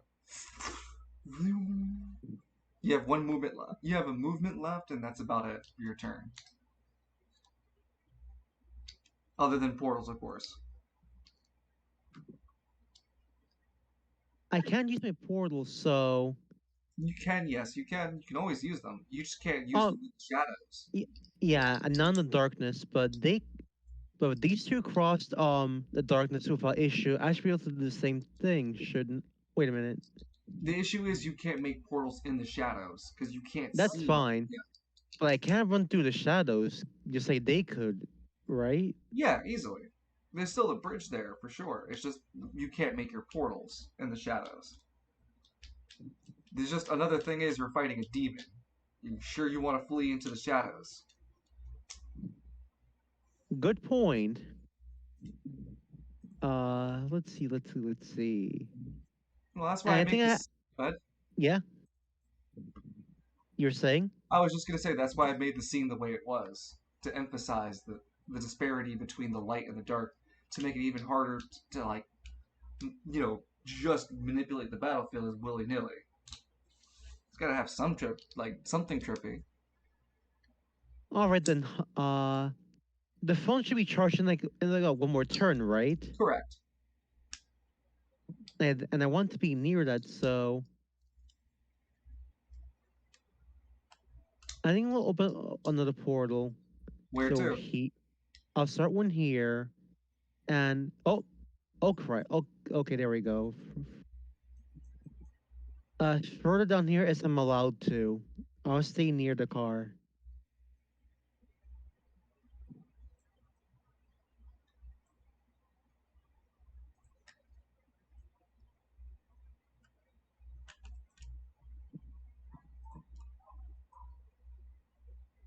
Let me just subtract that AP. So that's as far as you can get back down. Okay, let's hop through. Yeah, you spend 5 movement moving from this portal into the next portal, moving your barrier with you.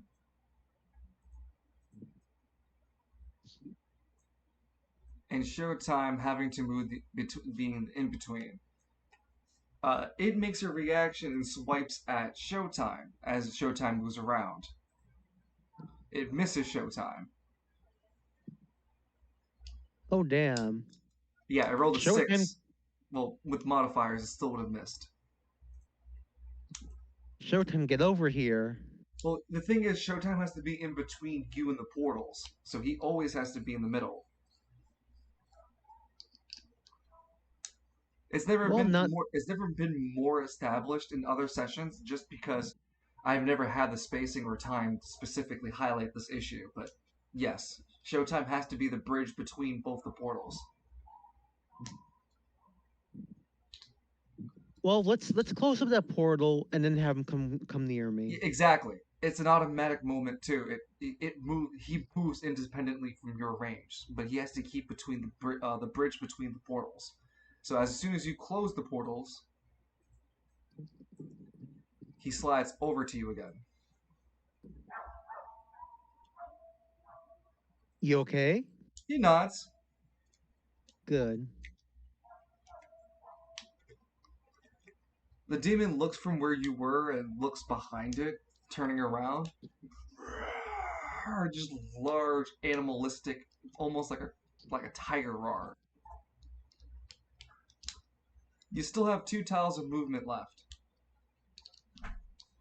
I will take them.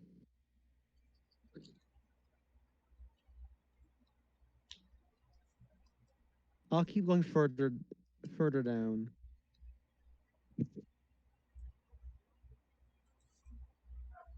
Okay. Moving 2 tiles down. Showtime keeps up with you. Barrier gets put on top of you. And your turn ends. The camera fades back up. And we'll go with Father Falcone. No, sorry, Hell's Wrath first. As it leaps out a animalistic roar. Actually, animalistic roar, and lowers itself to let Nero get onto his back. Oh, dang, you're Nero. Whoa. Oh. I got the VIP ride all of a sudden, Falcone. Do not dally. Our enemy will tally.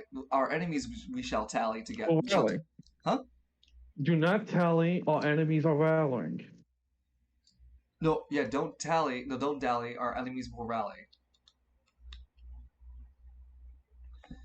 He holds his hand out to let Nero ride his back. Oh. Taking the decision, Falcone puts Nero onto his back. Nero carries the blade, and Falcone takes himself up to flight, spending not 1 AP. Well, he's at max AP right now. Hold on. Where is the son of a bitch, Falcone? Where is the son of a bitch? Oh, here it is. AP 20. So, goes down to 19.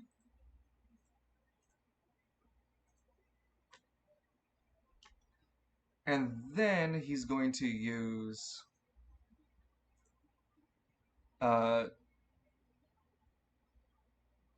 he's going to use AP2 to gain improved demonic flight, because that's the only way he can carry without disadvantage. And he gets to fly up to plus 60 feet with his already range. So his range stat is 12. So 60, that's 72 feet. Basically, Hell's Wrath's like, I'm coming, Alistair. I'm coming. Let the vibe quickly bring you over to me. Hell's Wrath flies into... Whoops, goddamn it. Hell's Wrath flies right into the darkness. Oops. Jesus Christ, I am just terrible with everything today. Yo ass needs to be map layered.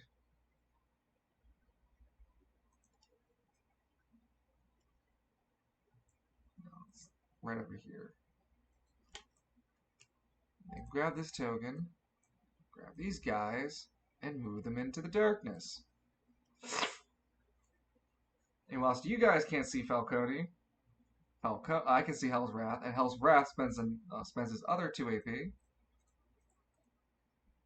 So it goes down to 17. Whoops. And now he goes down to 15 for flying another 70 feet.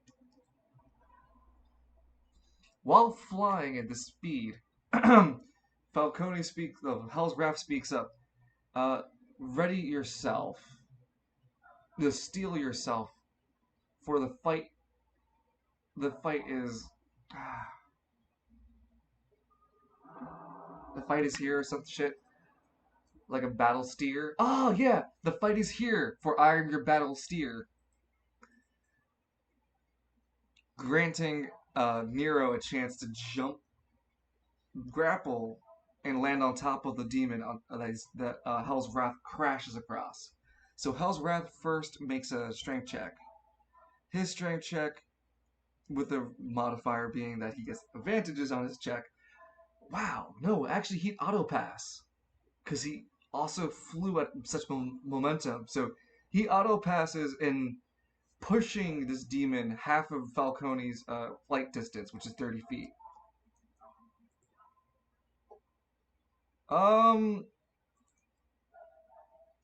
Hey, Alistair?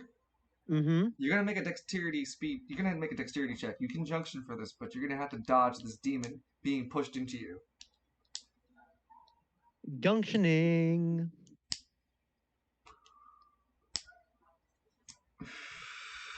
So again, to reiterate, the Hell's Wrath's flown so fast, it charges into this demon, and is pushing it half of the flight of his regular movement, which is 30 feet.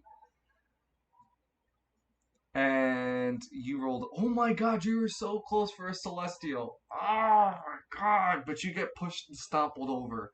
You take 10 true damage for weight damage that would be pushed onto you. And you. And the barrier doesn't mitigate any of that? The barrier would take 6 points of that true damage. So you take 4. Yeah, you only take 4 points of true damage. Ow. Ah.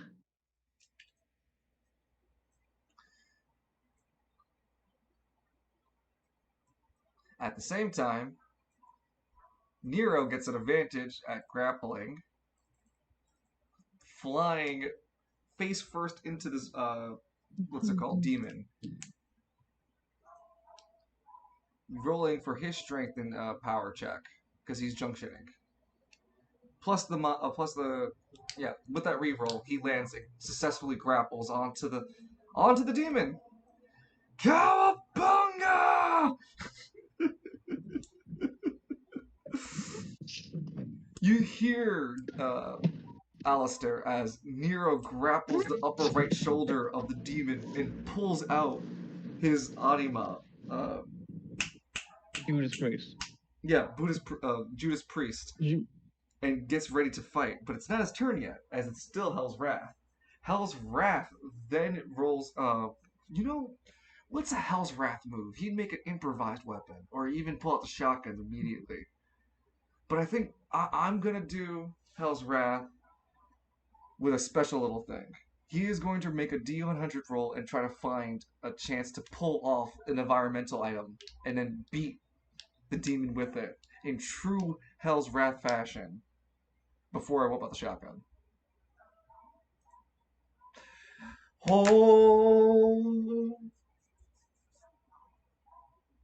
Oh my god. Hey, Alistair? Mm-hmm. Yeah?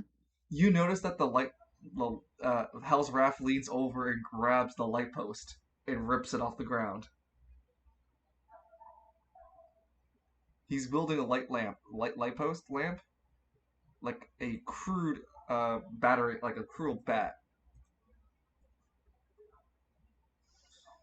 Oh, I thought I had a light. Oh wait, it is here. No, it's not there. It's here. Oh, I made that. Okay, well.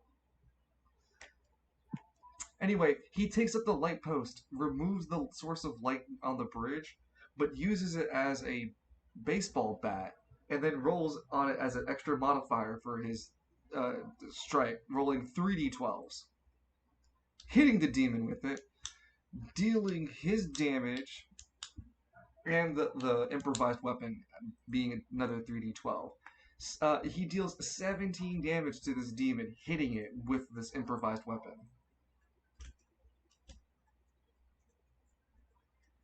He hits, he hits 17. It doesn't seem to have done much, if anything. But Falcon, It looks Hell's Wrath cool. Hell's Wrath is anything but determined. The weapon has two more durability points left. He uses it again. Missed the first hit, but he gets a crit for the second hit. This demon does not have resistance to crit. So 3 times 12 is 36 damage. He crits it with the fucking, he crits it with the lamppost. It gets hit really fucking hard. This time, it looks like Hell's Wrath literally caved in a proportion of its shoulder blade. Its body begins to react weirdly, and its body mass begins to grow larger again.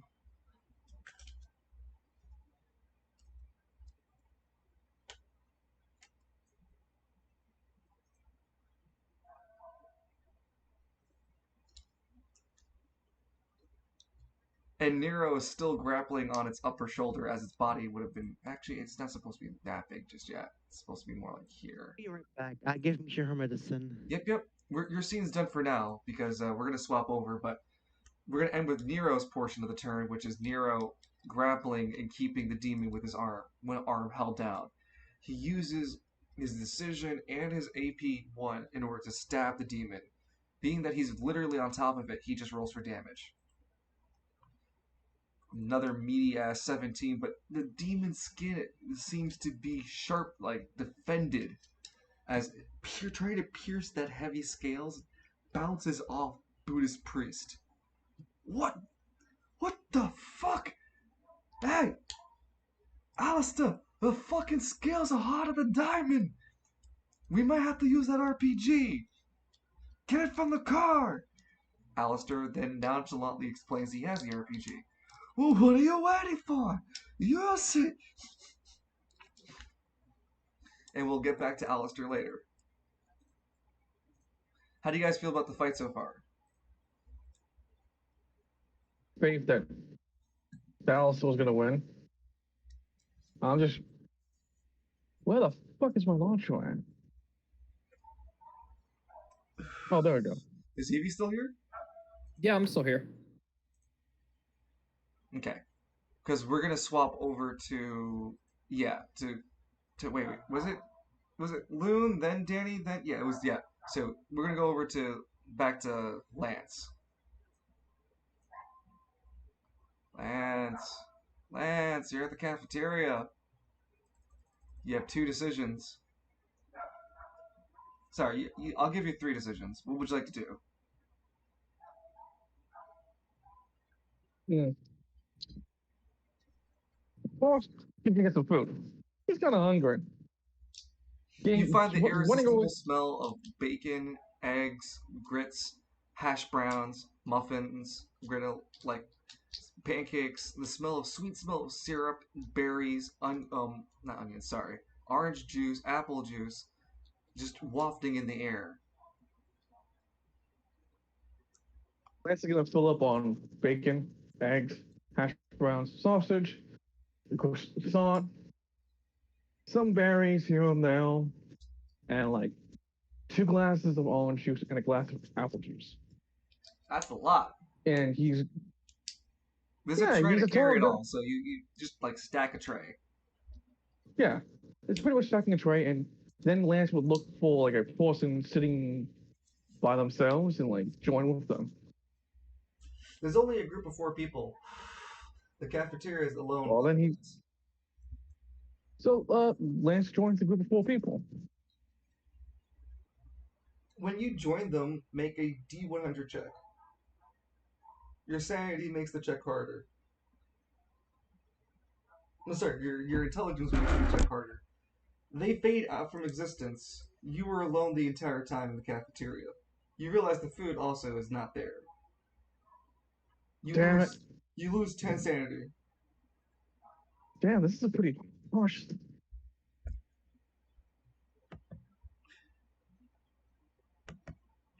What would you like to I'm do gonna next? loan the. So there's no one here. No, you're by yourself. You had been since you had walked into the desolate cafeteria. Well, I'm going to look around to see if I can find something of relevance. You also noticed that your decision wasn't spent when you went to get the breakfast. You want to find something relevant, like what? Like, well, Lance is trying to figure out how to be a good neighbor. So he's trying to find someone to talk to figure out how to help them to help himself. Well, Well, you know what? You're still gonna lose the decision, but you understand that the importance of having a car. You not understand, but you get the feeling, Lance, that using the key and through the doors is a better chance than sitting around in cafeterias or other places. If this place is gonna mess with your head, at least you can open the doors all over the place. only go to 1, 2, 3, right?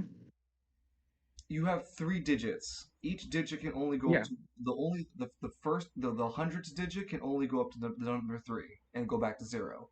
The tens and the ones place can be up to 99.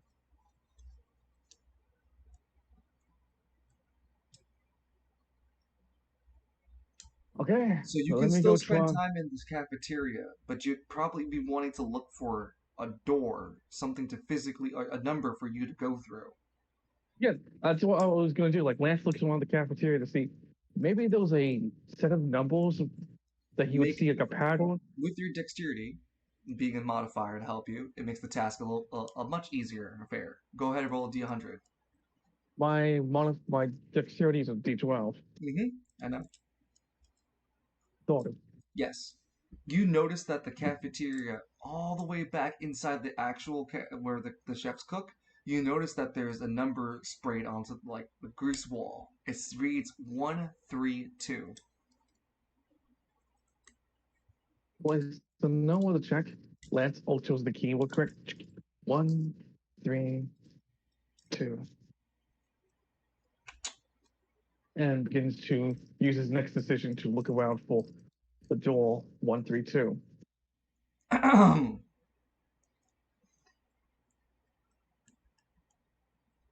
Do you feel that, Lance?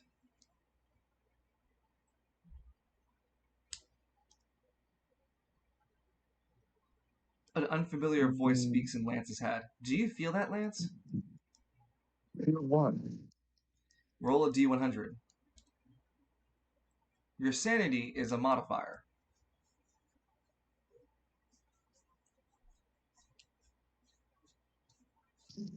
You can tell that this voice is your consciousness? It's like you. Still you, but just with a different voice for some reason. Do you feel that, Lance? No, I don't feel that. What are you talking about? How cold everything is. Because I'm wearing the suit, I don't really feel it.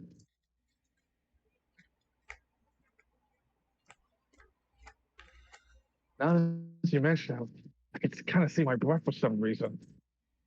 Yeah, the Who are area you? is surprisingly cold. Who are you, by the way? I'm you. Like, are Your you me? consciousness.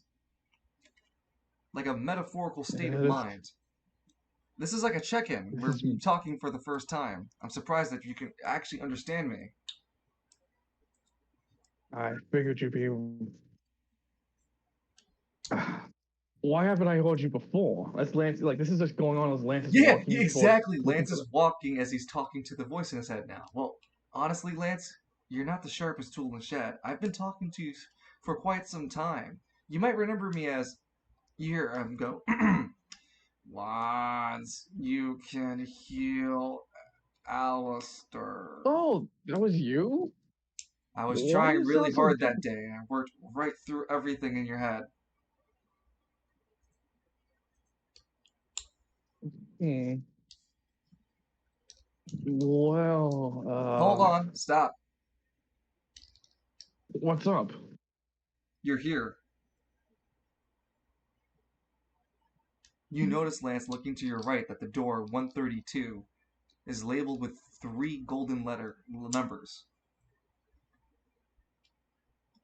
Is it different from the other doors, or they all have the same golden numbers? Make a dexterity check to discover.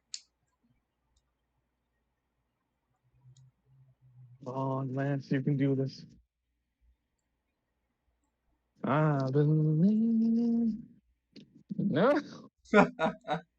What do you think you are, some sort of Dick Mullen? The doors look the same to you, Lance. Get a grip of yourself. Lance shrugs as he just puts the key into the. An ominous, loud, mechanical grunt noise is heard throughout the hallways. But it seems like you did something correct. Like, not wrong. It just has a reverberation across the halls. And as you enter this doorway, we return to Edmund, who is now exiting the cab with the group arriving at West Caribbean. Is Evie still here? No, I'm dead. Okay, great. About time. Wait a minute. Just Anatar did no, not convince the person, so Anatar ended up paying the fee. it's fucking this thing, the Gandalf doing the Spanish dancing, as Edmund announced that he's dead. Suavemente. Suavemente. So we return back with Edmund, Anatar, and Travis all exiting the taxi and appearing outside of West Caribbean. So, where exactly is the place we're going? Travis asks, kind of annoyed. Anatar looks over at Edmund. Well, yes, Edmund, where are we going?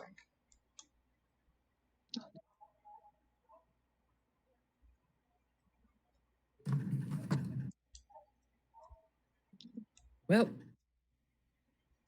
how about we turn around? Wait, why? Edmund's going to turn around and point. Because it's behind us. He You see turns that around giant and pit? Oh, I thought that was a trash dump. Wow, that's an actual place?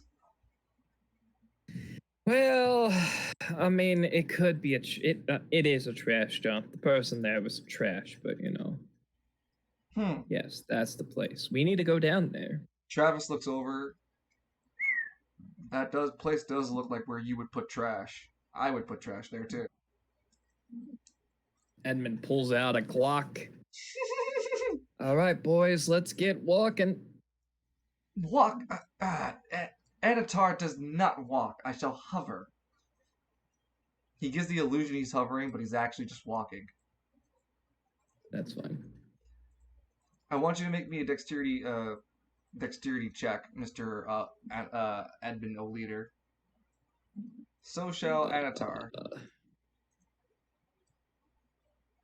Oh boy. Wow, that could have been a lot worse. That was worse. In the name of Sigma. Praise Sigma. And Anatar is going to junction using his range stat. Yeah. 9's enough for him. Yeah. I do declare, if this is the place for us to be, Edmund, do you have a guard pass or security purposes? No, we just walk right in. No. For you see, with my eyes, I can tell from the distance from here that there seems to be a security checkpoint with guards armed with guns. What do you mean guards armed with guns? back. There shouldn't back. be anybody here. On the screen, you can see that I'm pointing out that there's a group of men like that with guns. Yeah, no, I count at least 4 of them. Outside, at least. Where exactly outside are they? It seems like they're by the checkpoint. Where's the checkpoint? Is it in the middle of the road? It's basically where we're going to, yes. The only way to get into the district, if I'm not mistaken. Let me make a phone call. Does Edmund even have a phone on him? Yes, he has a phone. Hey, guess what I'm gonna do to you? Pay my phone bill. Well, no. You're gonna roll a D100. Oh no. You're gonna see if you remember to recharge your phone before you left. Edmund has had a phone on him. In fact, that's how we found out about the Omnisphere being connected to the spiral net. Or vice versa. Your phone's not charged. Son of a bitch. They Yeah. don't happen to look like Travail police officers, do they? They have orange slashes across their bands. That's not them. Do you happen to know? That Praise be Sigma.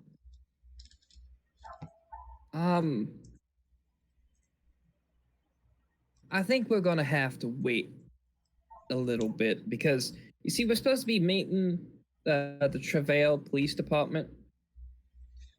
Wait. So the police are coming here?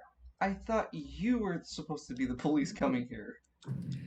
Oh no.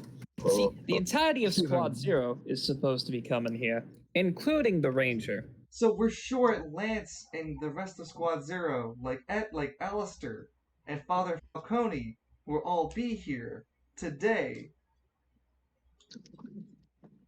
Well, knowing Lance, he might have fucked off and done something else.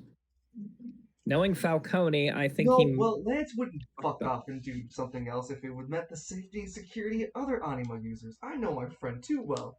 I'm sure he'll appear. Maybe late, but here. So Brain, I Brain, you got Uno. Where's to talk to his own brain? So you got like Uno. Lance, And it's, everyone has Uno installed to their haunted hotel. And it's I hate to break it to you. I've known Lance longer than you have. And it would be if Lance has something on his mind, he does it. I do hope that he didn't forget his obligation. Well, But I hope Alistair's a good boy. He'll come, wouldn't he?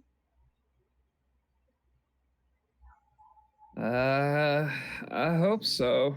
And Falcone. Because this is gonna be a stretch, and I might have to roll for it.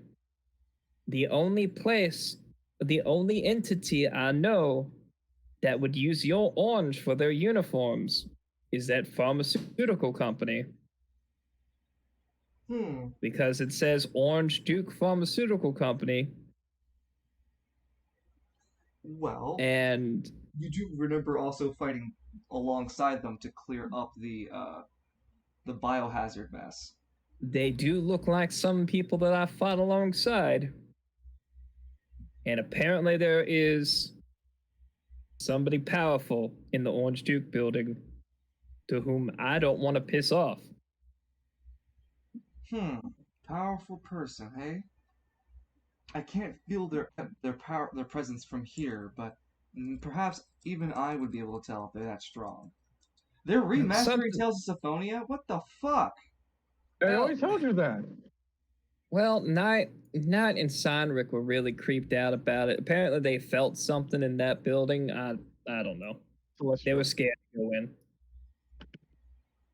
Well, I fear no mortal, and I do not cower beneath the powers of that to be. I am power incarnate, and I shall I shall reap my powers across. Well, we could walk in. We could go up to that gate, but I'm gonna be honest, I don't even know if they'll let us through. And if they don't, well, Travis, you do have a wonderful power. All right, I guess we're going to the gate. And then the three of them approach the gate. Fuck. Hold it right there. The four of them hold up rifles and point at the three of you. State your business. Name, identification card. We were here before. We helped deal with the incident. Name, identification card.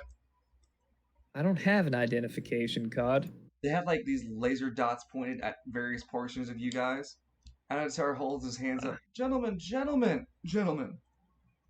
You must understand. You see the power of his anima start to flow through his right hand as Shadow. His name of the anima is called Shadows. It takes over his right hand, and he begins to use his AP power to power up his charisma ability. You must understand. You're in the presence of a royalty. Oh, they eat it up. Damn. Royalty? Or Explain. Yes, royalty. Sure. I am a duke of the Mark District.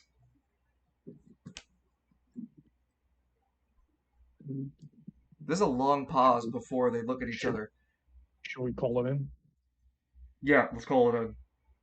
One of them walks back into the booth where it's no longer the booth is still under construction and trying to be fixed, but it's where what's it called? Fear the Dark ripped through, and most of the destruction of the place still hasn't been fixed since the week. How are the generators? You notice that the area where the generators, they're still fixing where it was destroyed, but now instead of fencing, there's walls, like hard walls. I'm gonna be honest, I don't like this. Something feels off. The man comes back from the booth. Okay, it checks out. You're allowed. Wait. You're what's it called? Wait, Big really? boss, sorry, hold on. Big boss upstairs says they will have you with a personal meeting. Only you. He points at Anton. Unfortunately, boys, that ain't gonna work out. I have to agree. These men are my bodyguards. He rolls with advantage again. He's spending another AP.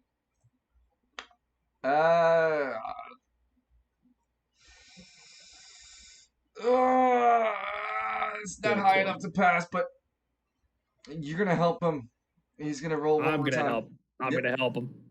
Son of a bitch! He doesn't have the. He doesn't have the. He doesn't have the Simrilis on hand. Or, Oh! One last thing he can use is his Bloodline Pact. It adds a Come on. D12 to a roll. It adds the 4 to the 15. oh, thank God, please pass. Yeah, so it's a 19. He now has to wait a whole month to do that again. You see Anatar's skin turn red. You will let us domain through. You will grant us passage, all three of us, or you shall suffer my wrath. They seemed more intimidated than willing to let him through, but the three of you are able to go through the district unmolested further. But you're One of them. you're we ain't getting directed paid to enough only go to the building, the Orange Duke building. I ain't getting paid enough to babysit a couple of weirdos. I take offense to that. As He you guys are cocks being the- escorted he into the cocks the compound, Anatar cocks looks the back AP. at Edmund. Okay, so I got us in. Where are we supposed to go? Huh. I have no idea, because this was not supposed to happen. What do you mean that's supposed to happen? He glares. I don't think the range Does he? knows about this. I This am is reiterating thrown a myself. wrench. The fuck do you mean? Okay, so we were supposed to come here Yes. and we were supposed to meet more anima users that were taken accounted for. Now, when I say we, I mean Squad Zero. They were supposed to come here. However, with the Orange Duke taking things, and I can't contact the Ranger to let him know, we might be in a little bit of trouble.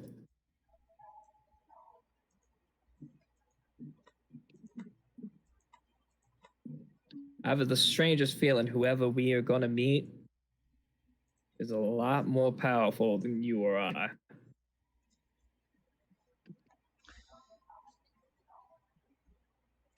Huh. Well, I mean, we can still pull ourselves out of the situation. We're anima users. What? A few Hopefully. humans are gonna stop us? I don't think that's a human. Well, I mean, the people in front of us are human. Yes. That's what I'm suggesting. Are you worried about the organizational leader? The organization itself. There was a lot of guards firing from the windows from this building. Almost every single window was filled with guards. That is a lot of firepower.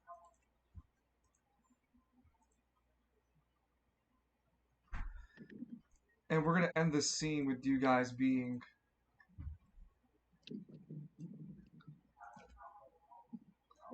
let in through the front.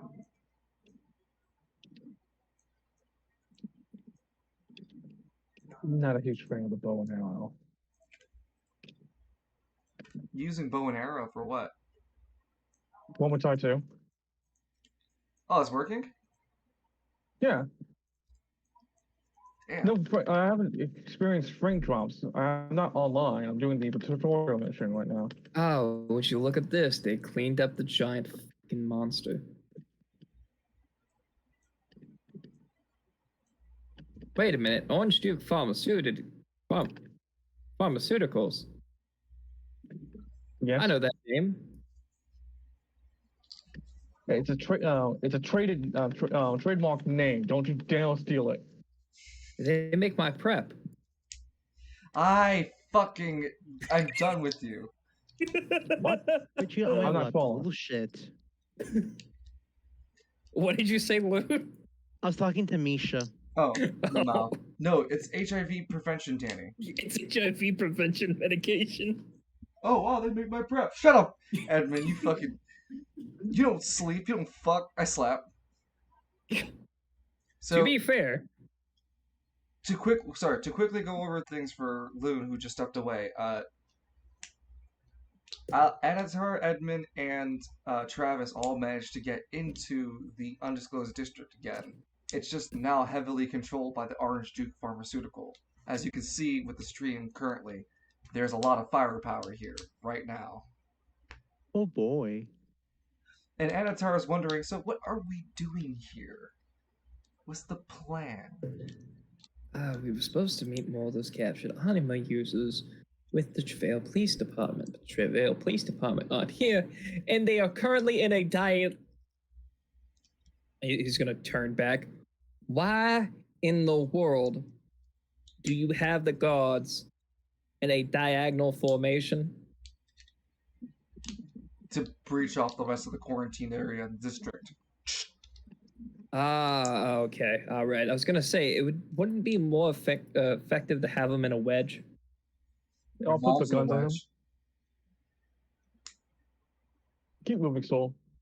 Hey, He being mean to me. hey, look what I found. He pulls out a cheese board. Look at the types of cheese. Dude, come on. I'll do it. You know my girlfriend put me on a diet. It's okay, I'll just eat them faster than you. Yo, we can fucking make a challenge out of this. Fuck you! 1, 2, 3, 4, 5, 6, 7, 8, 9. Yes. Pizza bagels? 12. Pizza bagels. Desi Desitos. Those. Dude, these guns got bullets in them. See? Better Shoots a than. pygmy in mid walk. See? Shoots Edmund in the back of the foot. What did I do? No, I'm saying like no. One of the gods like, look, dude, they got these guns got real bullets in them, and he this little random pygmy walking. See? Real bullets. Real The bullets. pygmy drops dead. But anyway, what's it called? I think we're wrapping up for tonight as we got 2 rotations of everyone's choices and actions. We got a little bit further in the bridge. Lance got a little bit further in the memory, and Alistair is handling the boss fight that is the demon bridge. Yeah. And we'll move the camera real quick back to that fight just to again iterate just what happened while he was away. Hell's Wrath charged into him Superman style, the demon, pushed him 30 feet backwards, then improvised, found the street lamp, and used it as a weapon and started beating the guy with it. Dealing As some. all people do.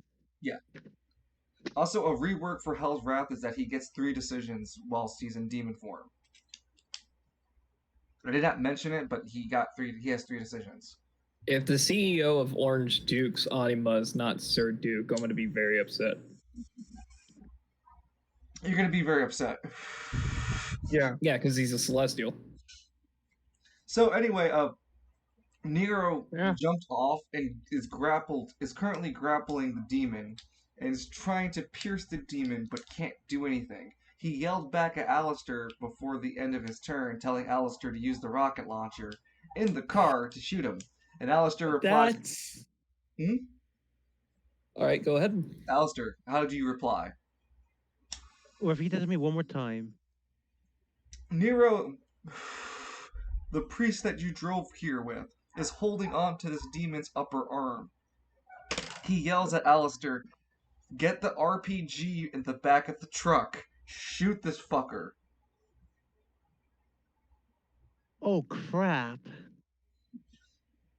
Hell's Wrath did some damage to it, but every time, since Hell's Wrath hit it, it's gotten bigger.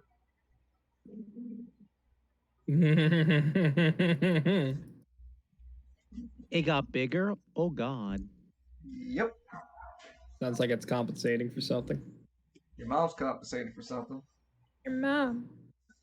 Yeah, that's just gonna be my retort. Can I react to that comment before I shoot? You can't. We're not gonna go further. I just wanted to recap. Oh. Okay. Yeah, I Yeah. think that's a good cliffhanger. Well, yeah, I mean, But because it'll be- also I want to play like probably a game or 2 more Smite before I have to go to bed for work. Yeah. I'm going to be very clear. I'm listening. Alistair, you might want to think long and hard about using a rocket launcher inside of a car. Oh, I'm outside of it though. Okay. Maybe not on top of himself, but that's the reason for portals. You just shoot the portal. Well, I mean, no, you'd have to move into the portal. Never mind. What about the backblast? Well, I mean, that's what I was considering. But yeah, we have our characters in some diverse choices, situations. I think the only thing I want to highlight is a after credit scene, but I have to have Signrick help me. Oh? You can help these nuts on us, Jen. I swear to God.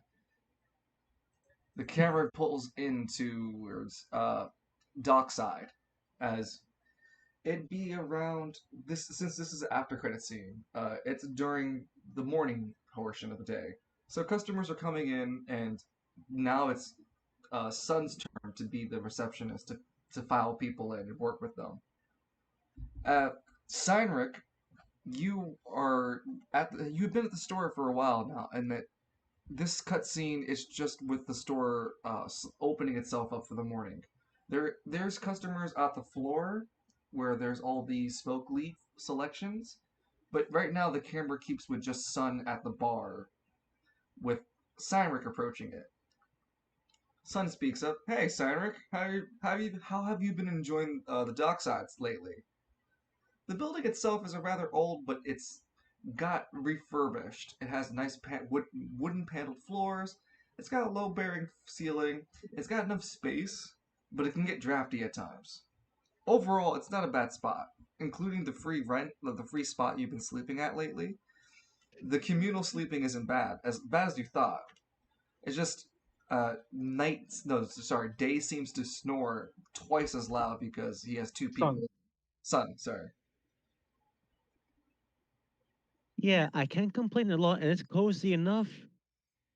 And it's a nice place you got running here for people. I didn't know you had such amenities. Well, I mean, we just try to offer when we can. Me and Honeydell always think about community first, pushing things forward like that. Have you considered trying some smoke leaf finally? I mean, you Consider the following. You Get a don't have job, to. hippie. oh my goodness. And smoke leaf has the properties to help anima powers. I mean, that's how I use it to control my powers, day and night. I wonder if it have any effect on me. Well, there'll only be one way to find out. All right, let's see Yeah, how getting how more it job. goes. So the end credits start to roll, and there'll be the Patreons who support the channel, which is no one. It'd be Game Night's name for sure, as a special thank you. And as the credits are just rolling as artificial as I can make them, Sun pulls out a smoke leaf joint, lights it up, takes a few hits to make sure it's going, and then passes it to Cynric. Cynric, you have to make I'd say a health check, which is going to be your health dice. Oh, my HP. Mm-hmm. Okay, let me just go pull that up. That's the first one for this role play. Yep. So it's a D10. Yeah, I think a D10's fine. You're going to be rolling to see if you are going to resist the first levels of intoxication of smoke leaf. Oh, I should to meet after that. But let's see. Let's see how this goes. It's a But again, D10. he has fucking silver magic. It's fine. You know, silver magic isn't always the solution to everything. Shut up, Cyrix says loudly as he applies silver magic. So, Cyrix, you start to feel very woozy. Your head starts to spin inside of itself. You start to feel very lightheaded. Your AP is at its max. So you just Oh. gain you don't gain any bonus AP. You temporarily feel yourself, since this is your first time being this like at any level of intoxication, you've accidentally unlocked your AP3. Word. Yeah, but you are tripping. You are not under control of yourself. Roll an intelligence check at a disadvantage. That's how I do the level 3? Oh man. No. You don't understand what's happening. Just you accidentally your AP3. Oh. Yeah, roll your intelligence check at a Oh, I disadvantage. see now. Mm-hmm. Yeah, I turn my thinking around. You said int, right? Yep, with a disadvantage because you're Okay. intoxicated. Oh yeah, I roll again, right?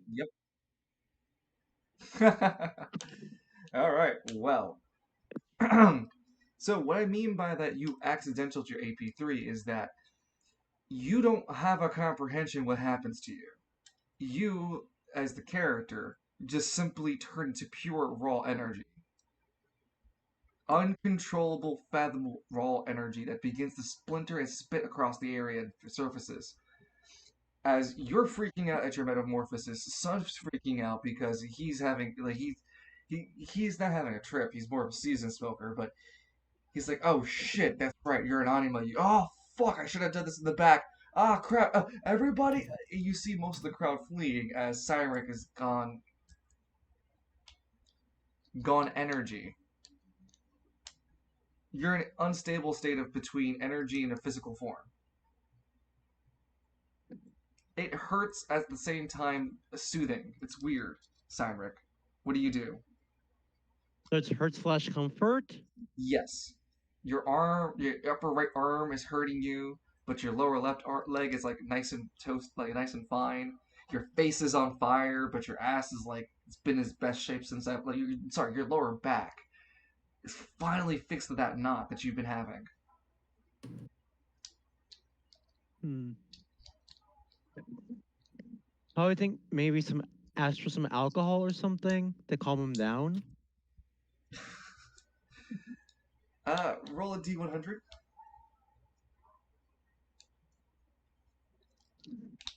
Yeah, you find yourself that Honey Dolls keeps the bar area where they handle transactions stocked with actual alcohol because that's the the real person would do. And you fill yourself up with a really strong shot and drink it down. It helps to chill the intoxicating effects of being stoned, and whilst that happens, you feel yourself reverting back to a more metaphysical state. The weird plasma-like energy begins to fade away from your skin surfaces. The places that it still is bothers you like itchy rash that slowly but surely dissipates. The next time you have smoke leaf, you have a better chance of resisting that effect again. Unless you get really high. You learn that smoke leaf can give you can heal half of your AP, which is why Suno is always able to shoot a shit ton of his ability.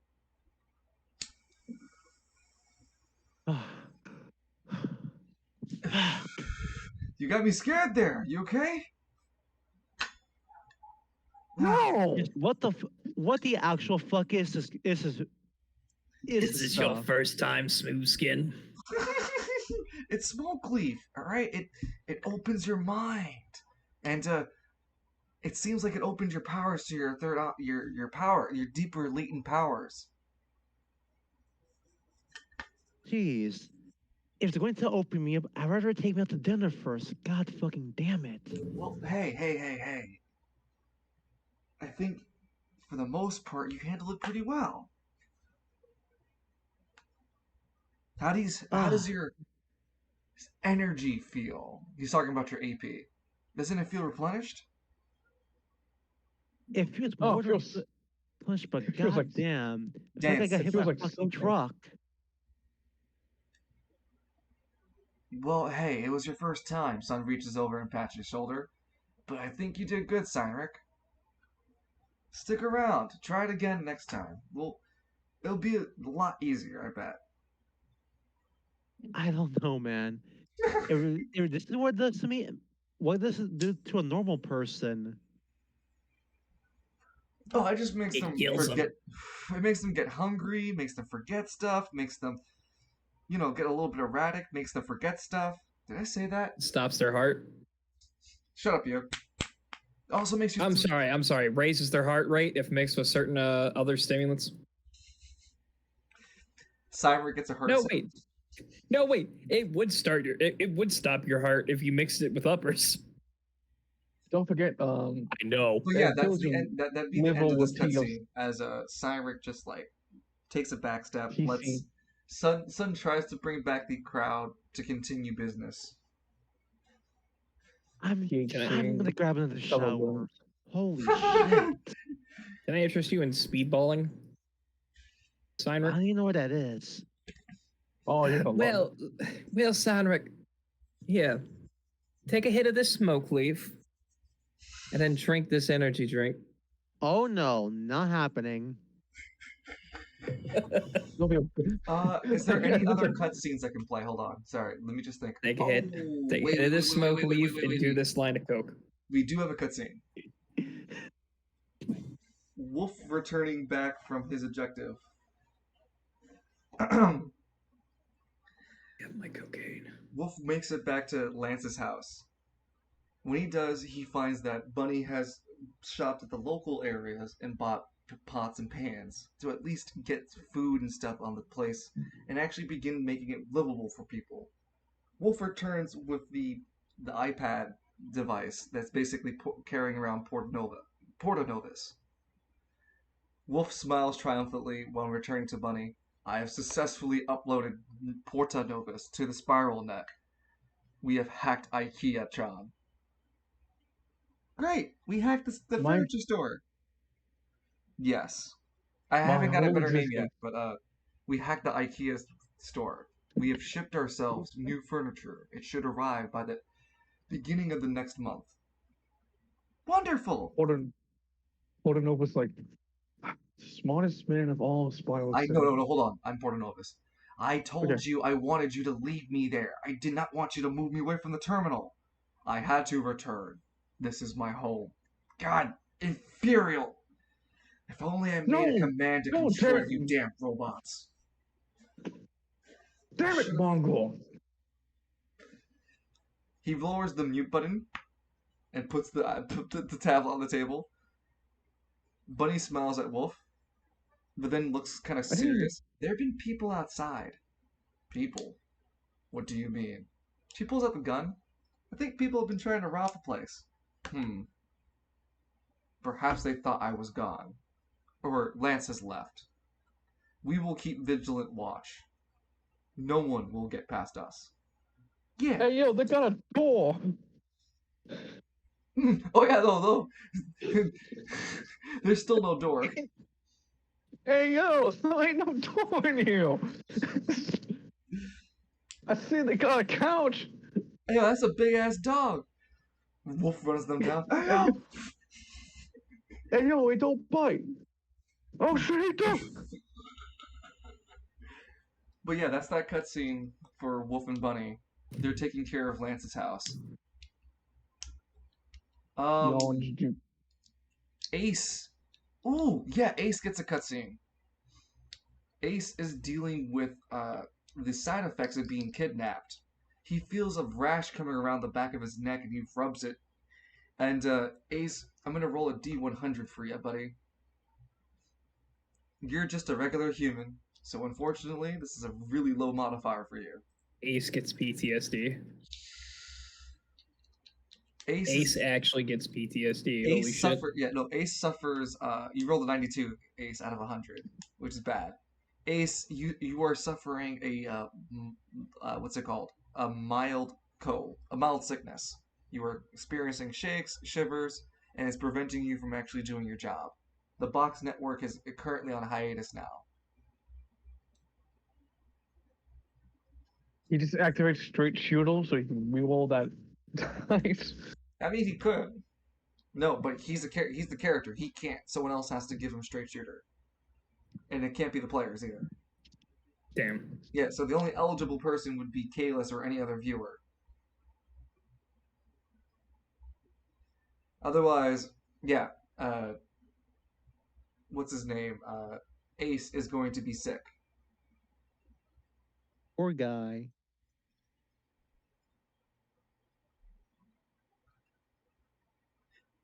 The other cutscene that I can play is for this portion of the month is Alora Flamewrath is finalizing the paperwork for Falcone's church to be a sanctuary, as well as receiving the paperwork to recognize Cobra as a sanctuary. Her eyebrow raises. The hell's a cobra? That would be a snake, Miss Law. Thank you, Deborah. She smiles. I understand what a snake is. The hell's a cobra? It's an acronym. She reads over the no, sorry. Alora reads over the acronym. Hold on. I gotta go to Kayla's chat.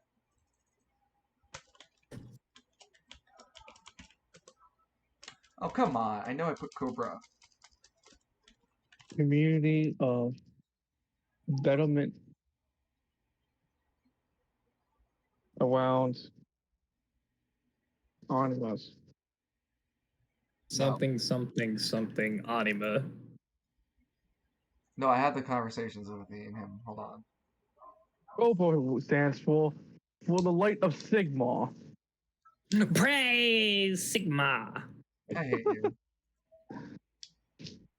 You can hate me all you want. Yes. So what job do you play as in Homicide 2, Evie? Oh, I left it in the archive. I should have. Or I gave it to Evie. Sigmar or what? You can't play Sigmund. Oh, there it the is. Age of Incentive. Sigmar guy or the dwarf. Yeah, charitable organization beneficially regarding anima users. Alora taps the paperwork and looks at the document. The hell is a charitable organization? That's pretty clever. What the hell? Thoroughly impressed by the clever use of the anagram. Huh. Anatar. Lord of Gift. He even put in the middle name his title. Deborah, do me a name search of Anatar. Tell me what comes up. Search results. 10. No, it comes up with a family tree line. Huh. The cutscene would fade away from there as Alora signs off on the Cobra paperwork because she's been given the recommendation based on the shit, I forgot his name. The Ranger? The Ranger, thank you. Yeah, the Ranger. She's gotten the green light from the Ranger as well as being aware of the organization because Anator reached out to her originally. Reached out to Alora originally. And then what Edmund did for the Travail Police Department. Correct. So they are going to sign it regardless, but they're looking into who. But Alora is going to look into who Anatar is. Wait a minute. Otherwise- Does that sheet she has list all the employees of Cobra? No, just that she. Well, sorry, I keep saying she. Laura is the they pronoun, so they don't have a reference towards any of the roster for Well, Cobra. Only what they have specifically in front of them is the proposal from Cobra regarding sanctuary recognition from Travail.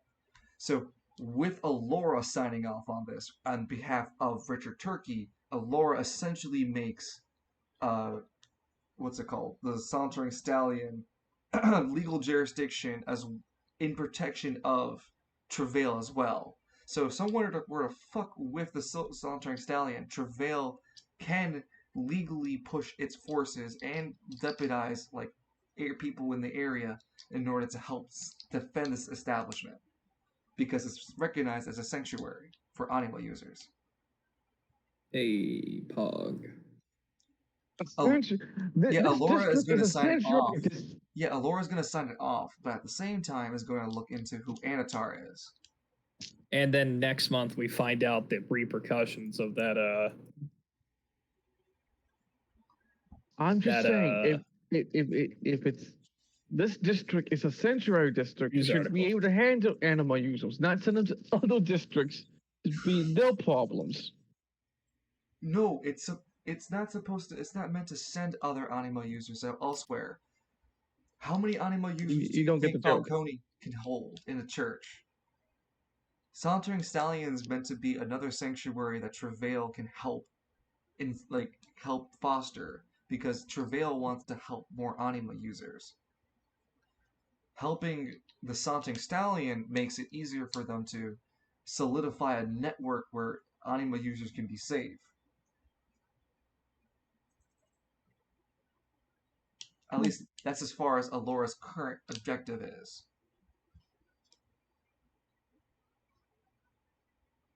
Wayward Sun floats lonely across the top of the spire around its makeshift nest, looking and eyeing the crowds to find a worthy user for its power. So far, no. Eyes on me. Simply sleeps inside Edmund's head. Pasta sauce, ravioli, Mamma marinara. mia. Edmund needs to die quicker. The last cutscene can be Zector, who's making slow but very very slow progress on the hacking of Dr. Kaysen's, Professor Kaysen's, no, Dr. Kaysen's computer network. It's basically fucking newt for him to try, but he's still putting the effort in it. Otherwise, he's been like paying back and forth between relic work as well. Since he's an android, he takes 2 decisions per week since he doesn't sleep. So one decision's working on the computers, the other decision's working on relic crafting. So Zector has been working on relics.